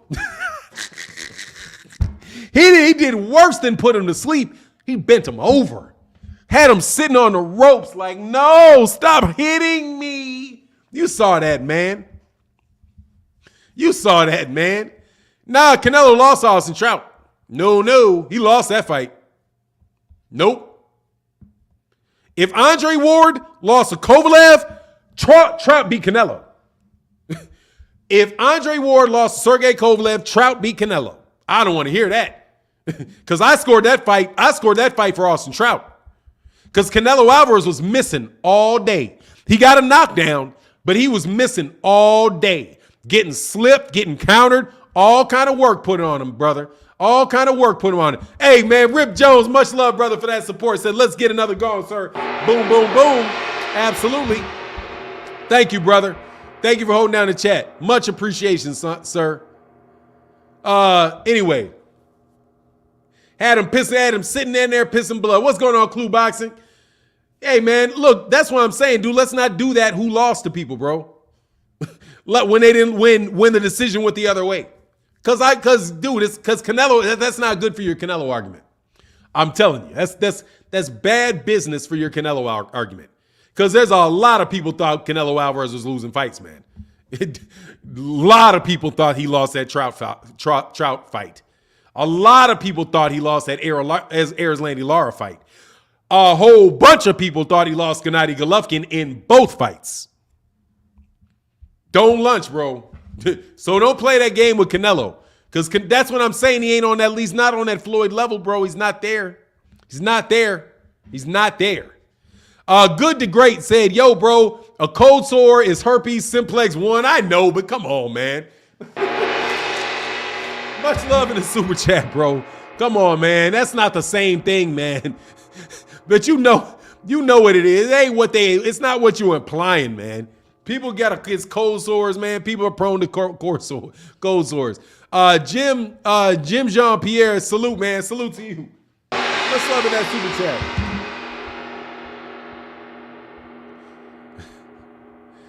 He said, I told you, I mean, I know the phrase, you know what I'm saying? Like, technically speaking, an iguana is a lizard. Iguana is a lizard and and so is a kimono dragon, okay? Just because they're both lizards, don't make them the same thing, bro. You know what I mean? Don't make them the same thing. We say MFs are triggered as fuck over the herpes cracks. Hey man, it is what it. I'm not triggered about it. I'm just like, come on, man, don't do people wrong. There's plenty to. I try to keep these things balanced, okay? I'm not going to lean into Canelo Alvarez because the dude because he gets a cold sore, bro. You know what I'm saying? In the same spot often. I'm not going to do that, bro. Do you think Plant would give him a tougher rematch? I don't think so. Dog, Caleb Plant can't punch, man. He's not going to give him a tougher fight unless he can hurt Canelo and give something to Canelo to really think about. And really make Canelo Alvarez miss over long periods of time. Maybe he got on juice. You know what I'm saying? Maybe if he juiced up. You know what I'm saying? Maybe he juiced up. Because there's that aspect of it too. You know what I mean? Canelo wasn't fully amped up at that point in time. Canelo right now, dude, is juiced. You know what I mean? Like Oscar Valdez. It is what it is. That was pre-juicing. Maurice, and that might have been what sent him to that computer roll. Canelo is overrated. Best win is GGG, and he lost the first one. Name a Canelo fight equivalent to the Mayweather Gotti fight where Canelo dominated somebody. Let's love in that super chat.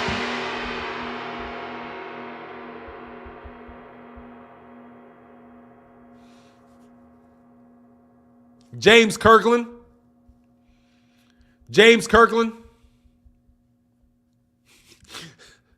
Nori Jen said, I was born with lip balm. Oh, man. Yeah, exactly. That's Fahim. I said the same thing. I was like, Canelo Kirkland, maybe? That was about it, man. Yeah. Jamal will fight well and get robbed. Hey, man, maybe. We'll see, man. Hopefully not. You know what I mean? Hopefully he won't. Kamal Oz in that super chat, brother. Thank you for that support, bro. He said these Eddie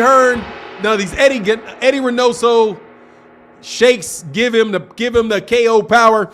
I mean, dude, look, man. Canelo's a very, very good fighter, bro. Very, very good fighter, bro.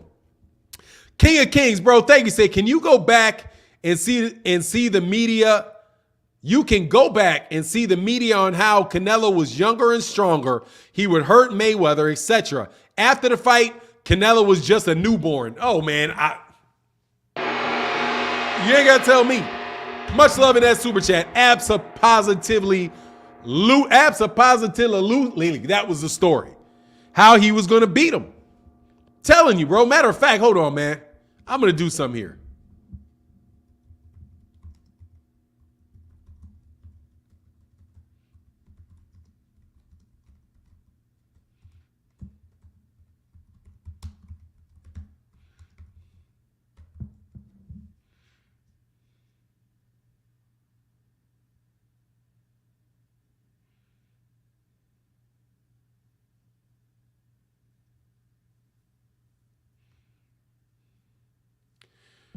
Canelo was, there you go.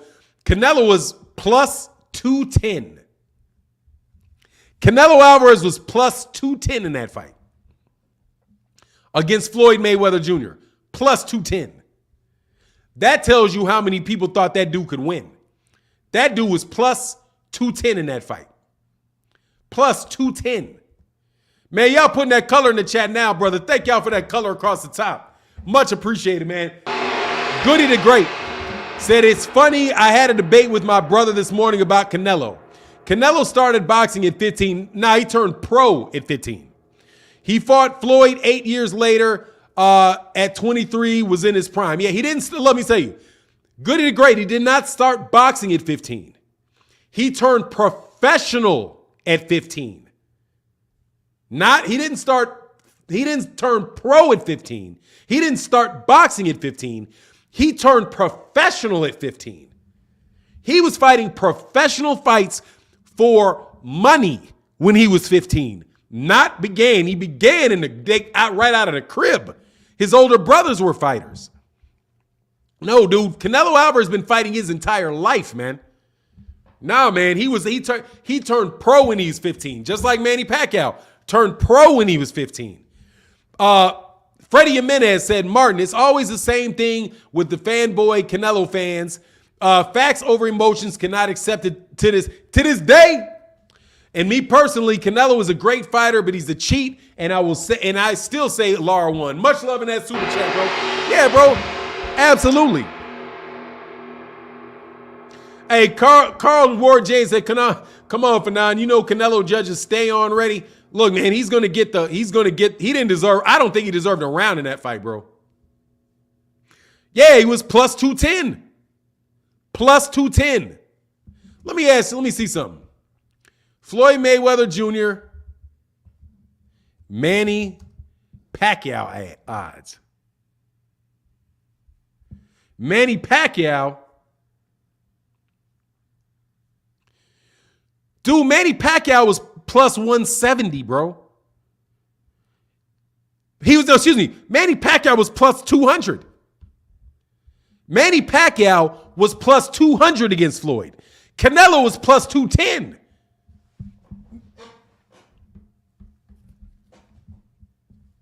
See that?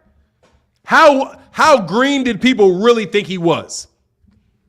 Man, they wouldn't have put that man in there if they thought that. Ain't no way. They would have put that man in there with Floyd if they thought that was the case. They had a 37-year-old, exactly, Dubless. He had virtually the same odds to beat Floyd Mayweather Jr. as Manny Pacquiao did.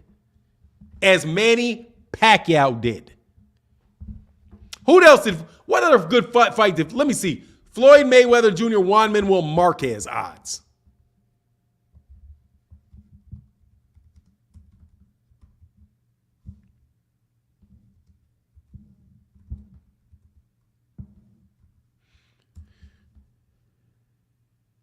Plus 300. Plus 300. The odds for Canelo were better for Canelo than it was for Juan Manuel Marquez, who is coming off of a knockout against Manny Pacquiao. The odds were closer, were virtually the same for Canelo as they were for Manny Pacquiao, and better than they were for Juan Manuel Marquez. Y'all don't like that, man. They was not some massive underdog, bro. That thing was he who got great odds on that fight. Just for real, man. It is what it is. It looks like because they got revisionist history going on. It's because it's revisionist history. They gotta even, but they want to have their what do you call it? You want to have your cake. You want to have your cake. You want to have a cake and eat it too. You want to say no. The only reason he lost to Floyd is because he was a immature fighter coming up. He was inexperienced. He was inexperienced with 42 professional, undefeated at 42-0. He had more wins than Deontay Wilder had. The dude had more wins than as many wins as Deontay Wilder had. He had twice as many wins. He had the same odds as Manny Pacquiao. He had more title defenses at 168 pounds, at 154 pounds, than Anthony Joshua had at heavyweight. Twice the fights. But he was just some young unknown pup when he lost that fight. No, he was not, man. You don't like it. Anyway, Quincy Carter, they still accept Floyd tax that ass. They still accept Floyd tax that ass after all these years for nine? No, they can't. They want to sweep it under the rug and act like it was nothing. If he was just more mature at the time, if he had 55 fights and was 30 years old, it would have changed it. No, it wouldn't have, man. It wouldn't have changed it. Only thing is, it would have made him slower and less likely to land anything on Floyd. You think he's going to chase Floyd around the ring and wait to land left hooks? Wait to land a left hook on him? You think he's going to beat away on Floyd Mayweather Jr.'s arms until they drop like he did with Callum Smith? Man, stop it, man. No, Quincy, I knew what you meant. It's all good. And much love in that super chat, brother. Thank you for supporting the channel, Quincy. See, me and Quincy disagree. Hey, who is it that you and I always disagree about, Quincy? Me and you disagree about somebody. Is it Terrence? Say they want Floyd to fight him now. Yeah, exactly. They want to fight him. Yeah, fight him now, Floyd. When you're 44. You know what I'm saying? How about no and you fight Jamal Charlo? How about you do that? How about about you fight Jamal Charlo and we'll just call it even, okay? How about you do that? How about you fight him, right? The guy you're supposed to blow out. Just fight the guys that you're supposed to fight. You know what I mean? Fight the guys you're supposed to fight. You not Floyd. It's just he's not Floyd. And by the way, he's not Floyd in any stretch. Okay? Even when you guys say that he's the face of boxing, Canelo Alvarez is just the biggest name fighter in a very drab time in boxing. Quite honestly. He is the biggest name in boxing. Dude, that is not the face of boxing. Floyd had everybody thinking about Floyd and Manny Pacquiao in that fight. Canelo does not have that, man. Canelo is not as big as Manny Pacquiao was. He's not as big as Floyd was. He doesn't do the numbers Manny did. He doesn't do the number Floyd does. He doesn't have the hype that either one of those guys have, man. He's just the biggest name in boxing that's fighting right now. And that, I do believe, is primarily because Eddie Hearn screwed it up and did not let Anthony Joshua and Deontay Wilder fight each other. If Anthony Joshua and Deontay Wilder would have fought each other, that would have changed because you would have had an undisputed heavyweight champion in a mega fight that everybody wanted to see. But Eddie Hearn screwed it up. Anyway, he'll still whip Floyd. He'll still whip him. Floyd will still beat that. Nah. Floyd ain't beating him right now. Salute my girl, Blessed 365. I didn't know Blessed 365 was a female. Was a woman. Man, my daughter hates when I call women females. I'm like, wow. She hates that. Do not call me a female. But you are female. There's male and there's female. I didn't understand. Man, they don't like that. My daughter does not like that. Anyway, Gilbert Ramirez said, thanks for a great show. I always enjoy it to get my morning going. Makes work a lot easier. Hey, man, my pleasure, man. Thank you. Hey, thank you for continuing to support the channel. Did y'all hit that like button, though? I know you didn't because we got 432 people in the building. Make sure y'all hit that like button, man. Hit that like. I greatly appreciate it. Oh, somebody threw one of these dudes out, bro.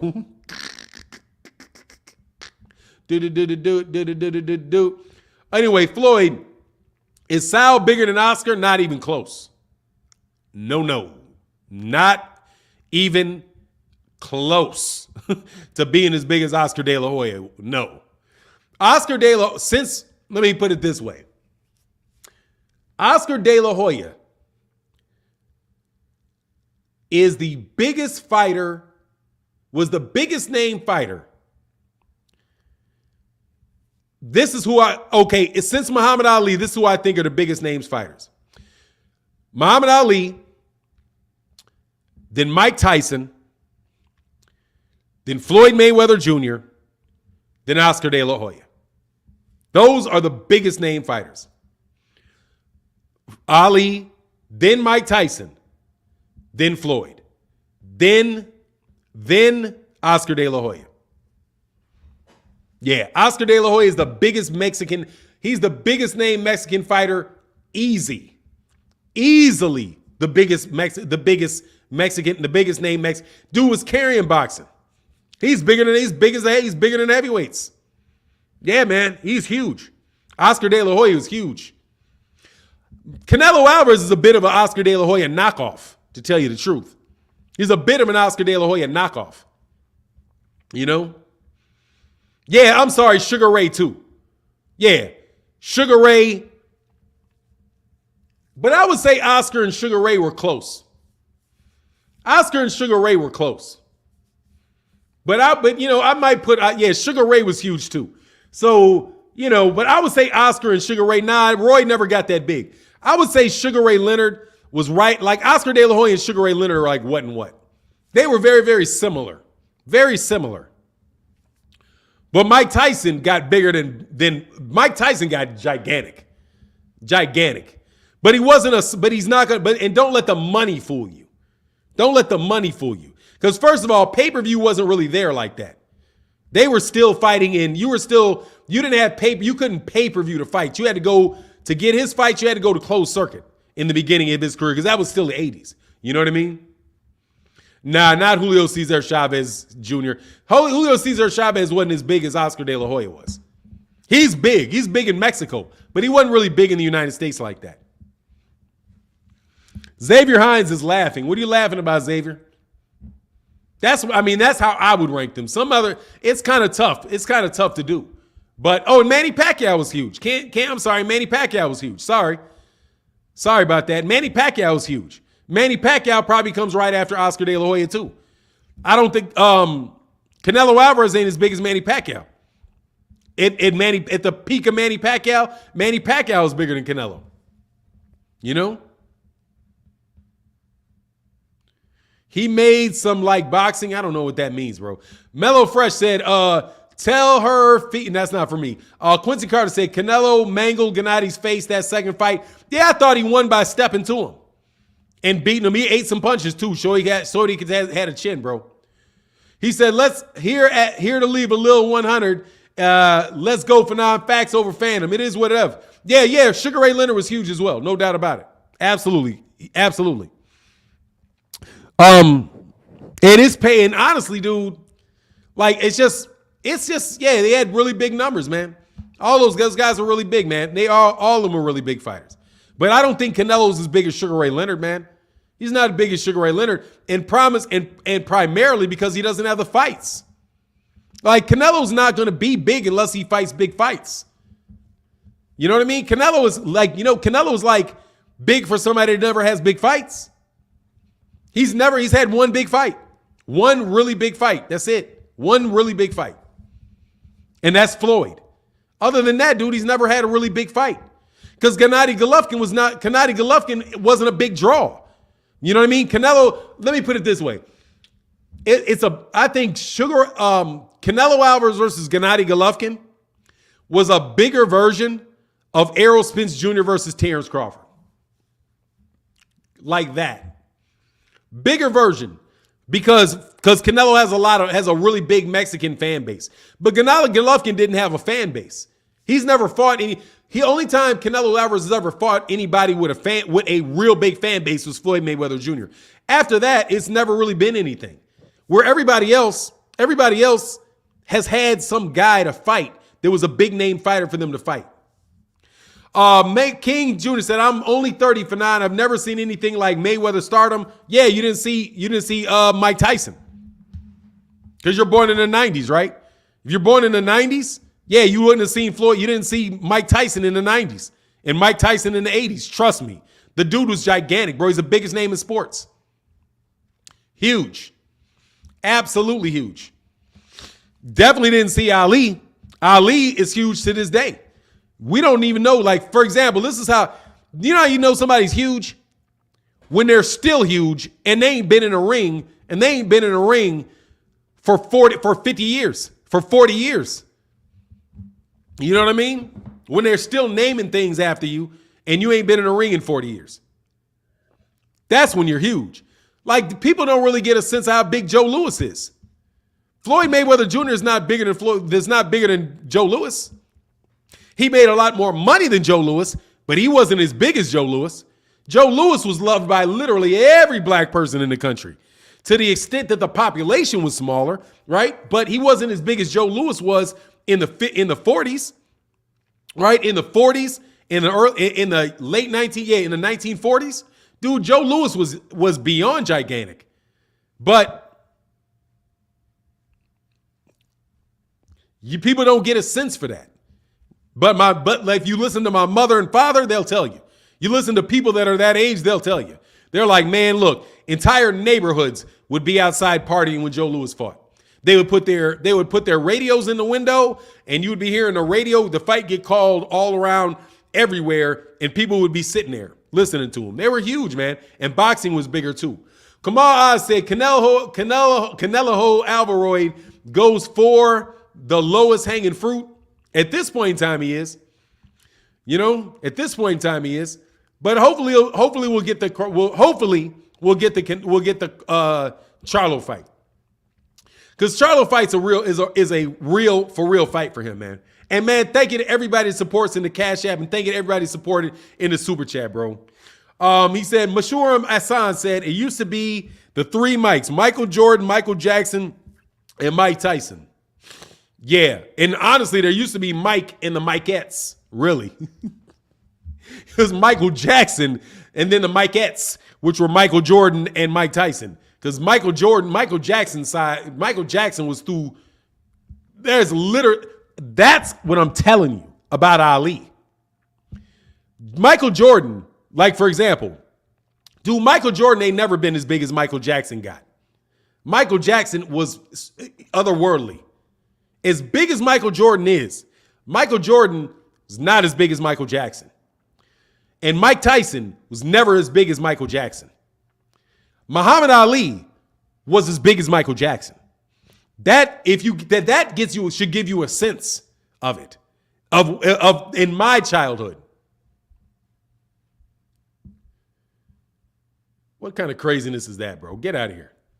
You know what I mean? That's how big Ali was. Ali was bigger than the Beatles. To get bigger than the Beatles and to be bigger than Michael Jackson, that tells you the dude had a cartoon in the early 1970s. That didn't happen for black people in the early 1970s, bro. Anyway. Yeah, people that say that Floyd Mayweather Jr. is anywhere near as Ali is just, you just don't have a sense of perspective. And honestly, neither does Floyd. Floyd probably doesn't have that same sense of perspective. Because they're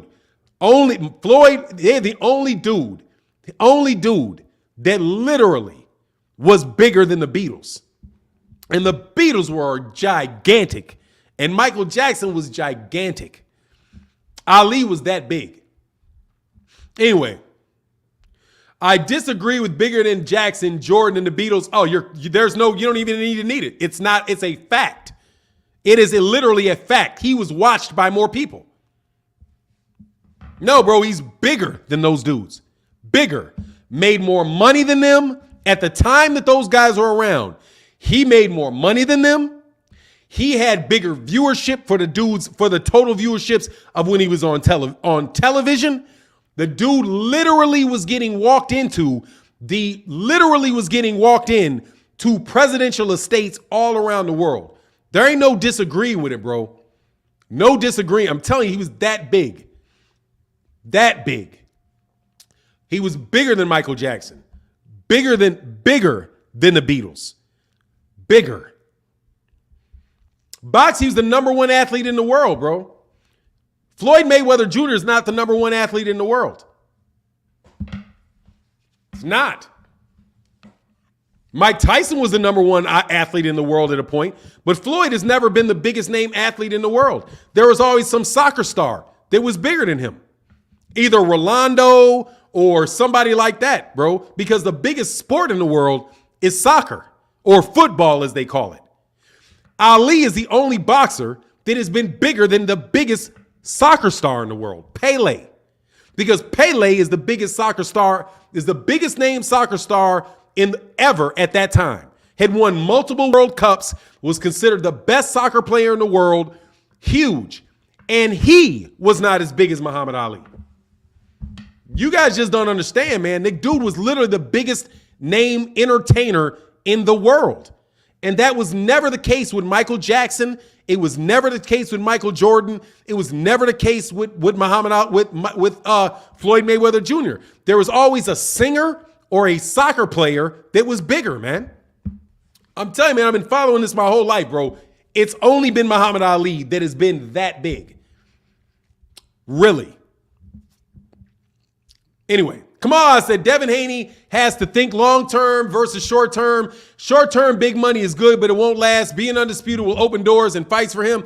Yeah, that'd be good, but they're not going to make the fight, bro. DAZN don't want that fight. DAZN don't want the fight. King of Kings said, but was Ali bigger than Devin Haney? Oh, man, I don't know, bro. I don't know, man. I don't know, bro. I don't know. And so Ali was with the Muslims, not a Panther party. No, he was Muslim. And that's another aspect of it. He changed his name to Muhammad Ali and literally All these guys you're talking about in Dubai and Saudi Arabia and all that area loved Muhammad Ali. Egypt, dude, there was that aspect of it too. He's the first major dude to change his name from Cassius Clay to Muhammad Ali. And that move right there, the political aspect of it, I'm telling you, the political aspect of it, zoom. The dude was gigantic, bro. The dude was gigantic. You just don't even get you don't get a sense of it until you just think that you still know who he is. And the dude ain't fought the dude ain't fought since the 40s. He ain't fought since 1980, man. Anyway, Ali touched the souls of every common man through social media, through social issues too. I mean, the dude is gigantic, bro. I'm just telling you, the man was gigantic, bro. Fanon, I agree Ali's the biggest personality. Floyd was the highest paid athlete in the world. No, he's not. He's not the highest paid athlete in the world. You kidding me? No, he is not. The biggest paid athlete in the world is Michael Jordan. Michael Jordan is the biggest paid athlete in the world. Michael Jordan. Michael Jordan is. No, he is not the biggest paid athlete in the world. Michael Jordan is. And that, by the way, is a result of the way that you get paid. That's not resulting to how big the name is. Dude, if everybody had to pay for pay-per-views, he charged $100 to watch him. You didn't have to pay $100 to watch him. We're talking about who the biggest guy is, not who has managed to get people to pay him the most money. You know? That's a completely different issue, bro. Tiger Woods makes more money than Floyd. He made more money than Floyd sitting out. He made more money than Floyd. No, when Muhammad Ali was fighting, he was the highest paid athlete. He got more, as much, exactly. Tiger Woods, Tiger Woods, Palmer, Nicholas made more money than Floyd Mayweather Jr. because sports paid more money during that point in time. King said, "Where's my gong, King? King's my bad, brother. Much love in that super chat, bro." No, that's because Ali wasn't around during the time when guys were getting paid that much money. But at the time he was fighting, dude, he made twice as much money as any golfer. He made more money, way more money than any baseball player, any basketball player, any soccer player. If you look at how much he made versus other athletes, he had a way bigger percentage on average than Floyd Mayweather Jr. had. Dude, to get paid $10 million for a fight in the mid-1980s, brother, when the highest paid NFL player was not making $1 million. Walter Payton in 1983 wanted to make $1 million in 1983, and they tried to run that dude out of the league for asking for $1 million. Right now, you got dudes that are bozos making $10 million, $20 million in the NFL. It's not the same thing, bro. If you have a guy like Joe Montana not making $1 million, what do you think Joe Montana would be making right now? He'd be making what Tom Brady was making right now. If you take the salaries and increase all of the average pay for every sport by the same amount of money, then compare it, Floyd Mayweather, the average fighter, there weren't fighters making $1 million. Like right now, Adrian Bronner wants to make $1 million. Adrian Bronner wants to make $1 million. Do you realize that Muhammad Ali still made more money in 1978 than Caleb Plant, than what Caleb Plant making as a side step up for Canelo Alvarez? You just can't compare the numbers, bro. What is that? They currently have Jordan at $2.6 billion and Tiger Woods at $2.1 billion. Muhammad Ali would be way up there. And Ali made $75 million. Look at what basketball players were making then. That is anyway, it is what it is. Richard, see you later, brother. I always talk this loud, man. Anyway. Oh, according to Google, that's 27 million today. What is that? What's 27 million today? Anyway, Ali is the greatest champion of all time. It is what it is, man. I'm going to get up off of that, bro. Camilla, I said my super. Sorry, brother. Sorry about that, man. I got off on my Ali tangent. Don't get me talking about Ali, bro. Anyway, Camilla said, does Eddie Hearn run the zone? Who outranks him? No, he does not run the zone. Much love in that super chat. And he doesn't run the zone and is the president of whoever took, it used to be John Skipper. And there's another guy that runs it. He's in the boxing wing of the zone. The zone puts on soccer, puts on baseball, puts on a bunch of stuff. King of Kings said 10 million is 270, but you can't do it, bro. Because it's a different pricing model. It's a different pricing model. It's a different pricing model. Because you don't have pay-per-view and you don't have the ability to charge somebody $100 for a fight. You didn't have the ability to do that. You know what I mean? Sports wasn't paying as much as it is paying now. But that doesn't mean that people were not paying attention to the guy and know who they were and knew who he was. Anyway, the highest pay goes by yearly salary, not overall. You guys are comparing, do different things. It's all apples and oranges, man.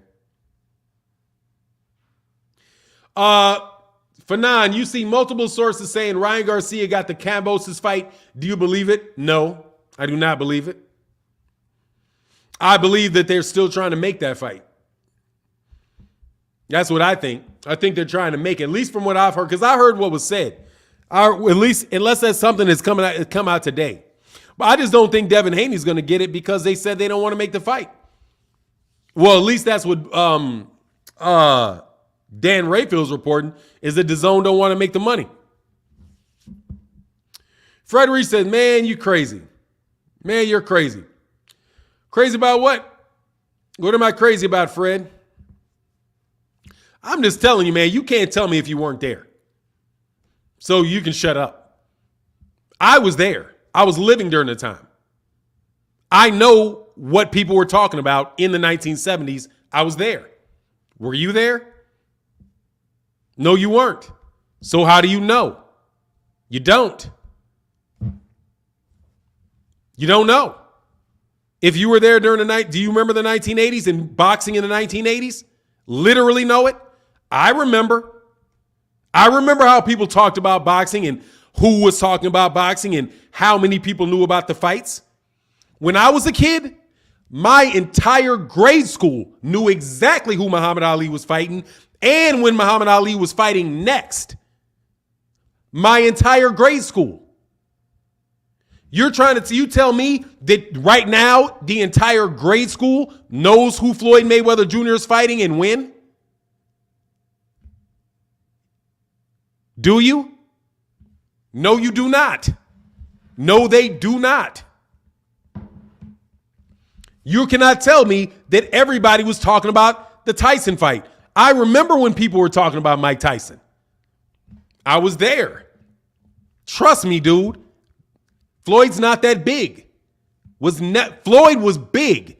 And people are there like, hey, are you watching Floyd Mayweather? No, I'm not paying for that. That's what you got out of a lot of people. No, I'm not paying for that. No, I'm not paying for that. I'm not paying. A lot of people didn't watch Floyd Mayweather Jr. fights. A lot. I didn't know very many people that didn't watch Muhammad Ali fights. Didn't know if they were on ABC. That's because that's when they came on. ABC. Everybody tuned into ABC when they could see the fight. Anyway, and by the way, they had way more than 1.2 million people watching it on ABC. Believe it. 30, 40, 50 million people would watch Ali fights. You got 40, 50 million people watching Floyd Mayweather Jr. fights? No, you do not. You have 2 million people, 3 million people watching his fights, paying $100 a pop. With Muhammad Ali, you would have a couple million people. You have a couple million people going at night, going out to watch it at a movie theater. And then you'd have 40 and 50 million people, 100 million people watching it on ABC on the next Saturday. That's how boxing was at the time. But trust me, everybody was watching him fight. Not 2-3 million, 50 million, 60 million. How do you define what's bigger when you look at it that way? You know? I don't got to Google nothing, brother. Trust me, I've seen this argument. Hey, Fanon, who overhyped be a better term to use? Overhyped? I don't think so, man, because that's not fair. Because if you're talking about Jaron Ennis, that's just not fair. Because he's not overhyped. There's not that many people hyping him. You know, but it would be better. He's not overhyped because not that many people are hyping him. Carver Williams, much love in that super chat, bro.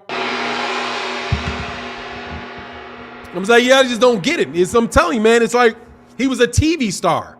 In fact, there you go. He's a TV star. TV star, like a movie star. Anyway, he said, see, big brother, Fanon knows boxing. I'm trying to tell you, dude, I'm just trying to tell you. He said, TV the size of a car. Yeah, them big old TVs, bro. Ollie Good, Sugar Ray Robinson, the best ever in boxing. Hey, yeah, man. But see, I can't talk about Sugar Ray Robinson because I wasn't there during Sugar Ray Robinson. Yeah, no doubt, man. Boots is something, man. Daryl T. Wilkins said, how is it not fair for Boots? But just last year, you were saying the same thing about Crawford. Who has he fought? What are you talking about? How's it not fair for Boots when just last year you were saying the same thing about Crawford? I never said who has Crawford fought. Never. Wrong. I never said it. And quite honestly, offended that you would come in here and say that I did. I never said who was he fought. You got me mixed up with somebody else. What I said was he didn't fight anybody at welterweight, which is absolutely positively different. Absolutely positively different. I've been saying that he's undisputed at 140, at 135. I've always said Terrence Crawford was a proven fighter. I've never, ever called Terrence Crawford overrated. Never. I think he's underrated. Never said that last year. You listening to them dudes, you're listening to them cats that lie about me. I ain't never said Terrence Crawford was overrated in my life. Never. I've consistently said that he's underrated. Thank you very much. Next question, homie. Never said it. Never called Errol Spence overrated. I never called Terrence Crawford overrated. I've never called Canelo overrated. Only person I've ever called, though, not ever, I called Anthony Joshua overrated for sure. When Vasily Lomachenko when they were saying he's the greatest fighter ever and he's done all these things that nobody's ever done in history, I called Lomachenko overrated. I don't call him overrated now because they're not saying that about him anymore. But I've never ever called Terrence Crawford overrated. That's just a lie. He is overrated. He hasn't fought anybody yet. So for people to say he will beat this guy and that guy even without even proving it with the top lead fighter, he's overrated, then everybody's overrated. Then you know how many fighters are overrated? You're not overrating somebody if you think he'll beat a particular guy. You just think he's going to beat the other guy. That's not even a rating. You're just thinking the guy's going to win. If I think Terrence Crawford, Jaron Ennis will beat Terrence Crawford, that is not overrating him. That's me telling you that I think he'll beat him. That's just telling me who I think who will win the fight. I'm not overrating him. I'm saying I think the guy is going to fight him. And guess what? You don't know until if I said I thought he was greater than Sugar Ray Robinson and Sugar Ray Robinson would never laid a glove on him, and there's no fighter in the history of boxing that would ever touch Ennis, yeah, bro, I think you're overrating him. You may be overrating him a little bit, but saying that a young undefeated fighter at 28-0 who is showing all the skills in the book may be able to beat Terrence Crawford, hey, it's not overrating him. I could be wrong, but I don't think that's overrating him. I would say it's overrating if I said, oh, Terrence Crawford can't go 2 rounds with him. And I treat him like Terrence Crawford is garbage compared to him. Like people do with AJ and Deontay Wilder. Like, oh man, he's just going to destroy him and all of that. But that's what, at the same time, That's exactly what the dude said. Yeah, Teofimo Lopez was he overrated? I wouldn't say that. I haven't called Devin Haney overrated. Black Peas and a Blacksmith Ross in the building. Much love in that super chat, brother. Thanks for holding it down, bro. I said, I appreciate your time, my man. Thank you, King Chief, brother. Thank you so much. And I appreciate you guys supporting in the chat, bro. My man Ambrose Austin said, Fanon, I am yelling now because I yell over that gong. Fanon, what do you think about Ennis, Boots Ennis calling out Showtime Shawn Porter for Porter saying he's overrated? I love it. I love it. That's what he should do. And I hope he keeps doing it. Hope he keeps doing it. I hope he tries to make that fight. I like that Jaron Ennis speaks up because I think he probably should. I think he should speak up more. Yeah, he shouldn't take that laying down. That's kind of why you dumping on that man like that, man. You know what I mean? You dumping on a new contender, man. You trying to mess this man's brand up. You messing with his brand. I ain't got a problem with that. Mayweather versus Yanero Hernandez. They say Mayweather was overrated at the time. And like, dude, time will tell on that one. You know what I'm saying? That's probably the best one. Time will tell. But that don't mean I got to sit around and wait forever to say that I think he can beat Terrence Crawford, man. No. I'm not going to. If I think it's the truth, I'm going to tell you that I think that. Shawn Porter is sick of these young boys getting that credit. I know there was a little bit of salt underneath that dog. He ain't like that dog. Midwest said, Haney's overrated to me. Hope Cambosos fights Garcia so he can box Loma. I don't think Devin Haney's overrated. I don't think he's overrated at all. I think they cry wolf too much. That's what I think. I think they cry wolf too much. But other than that, I don't think he's overrated. There's no reason for me not to think he's one of the best lightweights. And I'm not hearing anybody say he's the best fighter in the world. I hear him saying he thinks that they can beat the rest of the lightweights. And considering the rest of the lightweights are pretty much, they've either been beaten or they're not necessarily super, there's only one dude I think is superstar level talent at lightweight currently right now that hasn't already been beaten or over the hill, and that's Gervonta Davis. But I don't think Devin Haney's overrated. I think that's going too far to call a man overrated. But I do believe they call wolf too much. They cry wolf too much and try to get a lot of publicity off of the ducking. The promotion's over the top. There you go. His promotion is over the top. Other than that, though, I don't think he's overrated as far as what he's doing in the boxing ring. The dude's an excellent fighter, bro. Excellent fighter. I wouldn't call Devin a beast, though. I don't think that word applies to Devin Haney, a beast. No. What I would call him is an adept aficionado of the sport. That's what I'll say. I would say Devin, that boy's nice. That's what I put him. I say he's super nice. I wouldn't say he's a beast. Let me tell you who beasts are. The beasts are. Beast is somebody who's going to get you up out of there. That's a beast. Gervonta Davis is a beast. You get around and get clocked, let him get his hands on you, bro. That boy's going to get you. He's going to move you to the planet next. You know what I'm saying? Errol Spence Jr. is a beast. That boy's going in there beasting. He's going to go in there and try to beast you. Berturbiev is a beast.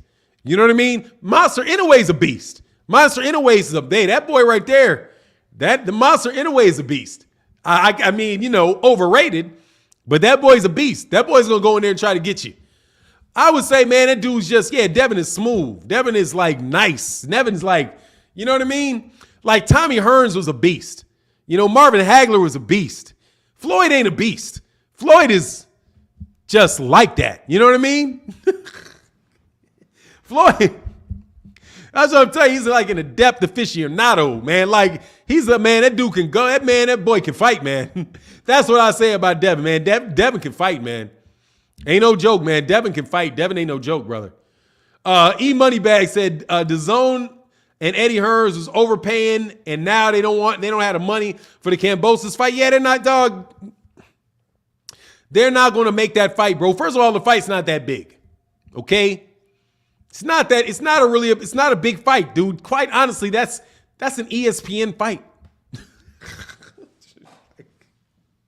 Like, on the real, that George Cambosos versus Devin Haney is a great fight for regular ESPN. That's what that is a fight for. That is a fight that is great for regular ESPN. It is not some mega fight, bro. Pretty Boy was a beast. Yeah, Pretty Boy is a beast, though, bro. Yeah, he was. King of Kings said Porter wasn't hating. Yeah, he was. He had a little bit of that in there, bro. He had a little bit in there. But do you see what I'm saying about, like, it's not that big a fight. You know, Cambosos, it's got a lot of belts, but it's not that big a fight, man. You know, it's not. It's like Monster Inoue Estrada. Or whoever. Monster Inoue against somebody. One of them guys down there. It's a lot of belts. It's not a big fight, man. You know what I mean? It's not a big fight. So those guys, there's not going to be a lot of money in it for that fight no matter what. Because it's really and truly not that big a fight. It's not a fight like, it's not as big as, like, for example, Lomachenko, Gervonta Davis is a bigger fight than that with no belts. Twice as big a fight with no belts at all. I think that Devin Haney versus Ryan Garcia is a bigger fight than Cambosos Devin Haney. Personally. I just don't think who is George Cambosos, bro? Like, it's not a big name. He's got all the belts, but it's George Cambosos. It's not even on Devin. It's on George Cambosos. Ryan Garcia and Devin Haney is a bigger fight than that. You know what I mean? It'd be more excitement around that fight than there would be for George Cambosos. Because George Cambosos, dude, literally just hopped off the turnip truck. So if he's making a lot of demands about where he wants to fight and all of this and all of that, and like, man, come on, man. You're Andy Ruiz, bro. You know what I'm saying? You're Andy Ruiz. Hey, much love to everybody that supported in the super chat today, man. Nobody in the cash app, but thank you to everybody that is supporting that super chat today. Thank you so much, man, for that support. Fanon, how do you know how much money Cambosos wants? Is it something crazy? He wants to fight. I'm not talking about necessarily how much money he wants. I'm talking about the fact that he wants that over there, and he wants it over in Australia. I don't know how much money he wants. But but there's not a lot of money in the fight, you know? But I don't know how much money he wants. I suspect, though, it's over $2 million. And he wants the most money. He wants the biggest payday and the most competitive fight that he can get. So he wanted a bidding war. He said he wants a bidding war. That's what he said. He wants a bidding war. Oh, man, I'm sorry, Mike John. He said, I just heard a beep. Thank you, brother. I'm sorry that I missed that, man. I didn't get any notifications for these, man. I'm sorry. Yeah, y'all did. I'm sorry, man. Got Sarah Jean Jean Pierre, man. Much love in that cash app, brother. Thank you. He said, blessings, bro. Thank you, brother. Thank you, bro. Sorry about that, man. I didn't actually look into it. I thought I'd get a notification. My man, Mr. Joseph in the building said, good morning, bro. Rough morning, need positive boxing talk. Hey, man, to my man Tyrone, man, be blessed out there. And we got this. I'm sorry, man, you're having a rough morning. And Arce Boxing Life, as usual, bro, with that big support, bro, says salute, good brother. Thank you, brother. Thank you so much for that support and that cash app, man. I'm sorry I missed those. Man. No, it came through. Thank you. It didn't come up. It didn't give me a notification for it, which is ridiculous, man. I would think that it would give me that, but it doesn't. Robert Davis said, that's not true. He whooped T.O. and Andy got lucky. How you know? First of all, Andy whooped Anthony Joshua. He knocked him out and stopped him. What do you mean? He didn't get lucky. He beat that boy up. He beat him up the entire fight. He got knocked down and he wound up knocking. Did he knock him down like 3-4 times? He beat that dude, man. Andy Ruiz beat that dude and stopped him.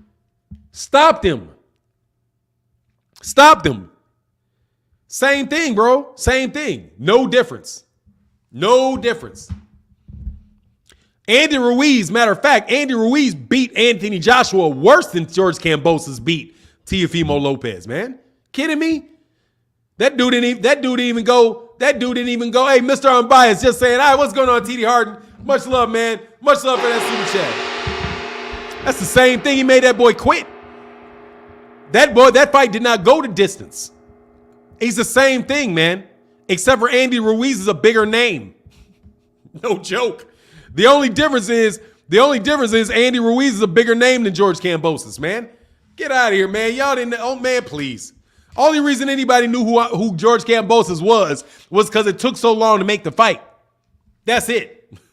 And shoot, he may have got lucky against Teo, man. Teo didn't look right. He got lucky. Teo lost focus. He got lucky and had an unfocused champion in there. You know what I mean? And shoot, on top of that, Teofimo Lopez never defended his belt. He wasn't even proven. AJ at least had title defenses. You know, AJ had multiple title defenses for those belts. Teofimo Lopez didn't, man. Teofimo Lopez didn't have multiple title defenses. He said, but he got knocked down, but I'm telling you, I'm saying he's the same thing as Andy Ruiz. I'm saying it's the same thing as Andy Ruiz. He didn't do no better job than Andy Ruiz did. He ain't no bigger name as Andy Ruiz. George Cambosos is George Cambosos. Do not act like that dude is some superstar. He is not. Okay? And that is the truth, Ruth. I ain't making that up. I ain't making it up. You know I'm telling you the truth. And my man, Stone Bar said, thanks. Better than radio. Thank you, brother. Much love in that Cash App, brother. Thank you so much, man. And my man, Black Ras, back in that super chat, brother. Thank you so much to both of y'all for continuing to support the channel. He said, honestly, we have to be careful who we call beast. No one had skills, speeds, reflexes, and power like Roy Jones, Mayweather, Robinson, Ali. Today's fighters are good, but very beatable. Yeah, I can agree with that, man, but they're good. You know what I mean? Cass said Ruiz got hands. Heck yeah, Ruiz got hands. But Andy Ruiz is a bigger name fighter than George Cambosos, man. Come on, man. George Cambosos just jumped off the turnip truck, man. No joke. You know? RSA Boxing Life says, salute, good brother. I heard Porter being salty on Ennis. Ennis called him out. Yep. Porter will get back into retirement messing with Boots. Oh, yeah, he ain't going to fight him, no, bro. He ain't going to fight him, man. He's not. But, I mean, the reason why I'm saying that is why DAZN's probably not that interested in the fight. But at the same time, dude, DAZN did Demetrius Andrade like that. Didn't give him the Canelo Alvarez fight, man. Man, no, I don't believe him, bro. I don't believe him.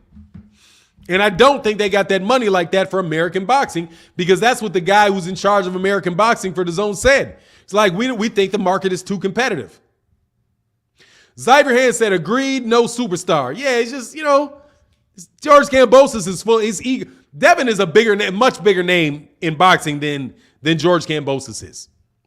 So is Ryan Garcia. The question is who's going to get their hands on those belts, right? For George Cambosos, it's about the belts. It's not about George Cambosos. With the other fighters, it is really like, who do you think is going to beat this guy? Who do you think is going to beat that guy? Justin Rigo said, salute for now. Much respect. Great channel. Thank you, brother. I appreciate that, man. Moneybags. Joshua Wilder just called out Ruiz. Deontay Wilder called out. What's the source for that, brother? Let me know where you got that from. Deontay Wilder called out Andy Ruiz. Oh, that's what's up. Moneybags said, how does DAZN pay Mikey Garcia $7 million, but this fight can't get a couple mil? I don't know if they paid Mikey Garcia $7 million. I don't know that they did that. That's the first time I'd ever heard that. Honestly, man, I burped. Excuse me. Honestly, man, I couldn't even answer that. Because I do not know. I didn't know that to be the truth. I don't know that actually happened. Pugilism said, Team USA. He said, yes, sir, brother Fanon. What's up? He said, oh, he better not fight BA. Better not, bro. Pugilism said, Team USA 2020 will change your mind as being the first team focused on international competition early. Reagan, Davis, Johnson, Isley, Torres got Fab 5 class boxing. That's what's up, bro. Spiker, oh, hey, Spider Rico. Spider Rico says, thanks for the live boxing talk, man. My pleasure, man, for the live. Hey, man, where did y'all hear that about Deontay Wilder calling out Andy Ruiz? I would love to see that, man. Yeah, Lion Mikey Garcia. Yeah, they paid Mikey $7 million for the Vargas fight. Oh, for Vargas? Oh, yeah. I mean, I think that was that a year ago? I think that was before they said they didn't have the money, but I can't tell you, man. Troy Banks said, Fanon, do you think the suits in boxing are the biggest problem in boxing? They are the reason we never get the fights we want. Heyman, Hearns, Arum are all bad for the sport. Nah, I don't think. It's just the nature of the sport, man, right now. I just think it's the nature of the sport with a lot of this stuff, man. Because it's decentralized. At the end of the day, man, if you had a centralized sport, you'd get a lot better fights for fans. You would get more money for owners, more money for owners and less money for fighters. But you really got to get rid of a lot of the fighters too, because there's so many fighters that are not good. I mean, it's just what it is. There's a lot of fighters that are trash. That's had something to do with it too. There's a lot of fighters that are trash. If there were more good fighters, boxing would be better. You know what I mean? But I definitely think the champs and the fact that they don't fight enough. You know, the fact that they don't fight enough. Like Jaron Ennis is growing a lot because he's fighting so often. Get to see him. He turns around, there he is again. You know what I mean? That's what I think anyway. Wilder told Ruiz, I know that money dried up. Come outside. That's what's up. Where they mean money bag? Where'd he do that though? So I ain't got to go run around looking for it. Fahim Sator said, how you throw Heyman in that when he did he ever lie to the fans? No, I never said anything to the fans. But I'm not throwing Heyman in that. But look, man, I'm going to get up out of here, man. Much love to everybody in the chat. Everybody has said, Troy, that's the fact. There's a lot of bums in the sport. There's a lot of trash fights. A lot of trash fights, bro. And it don't help when DAZN airs a bunch of... Oh, DAZN is the main one in the U.S. airing a bunch of trash fights. Like a lot of trash fights coming up with them dudes. You know what I mean? But anyway, man, I got to get up out of here. Much love to everybody in the chat, everybody in the super chat and the Cash App. Thank you guys so much for everybody that supported. We'll be back tomorrow. And with that, I'm out. Deuces.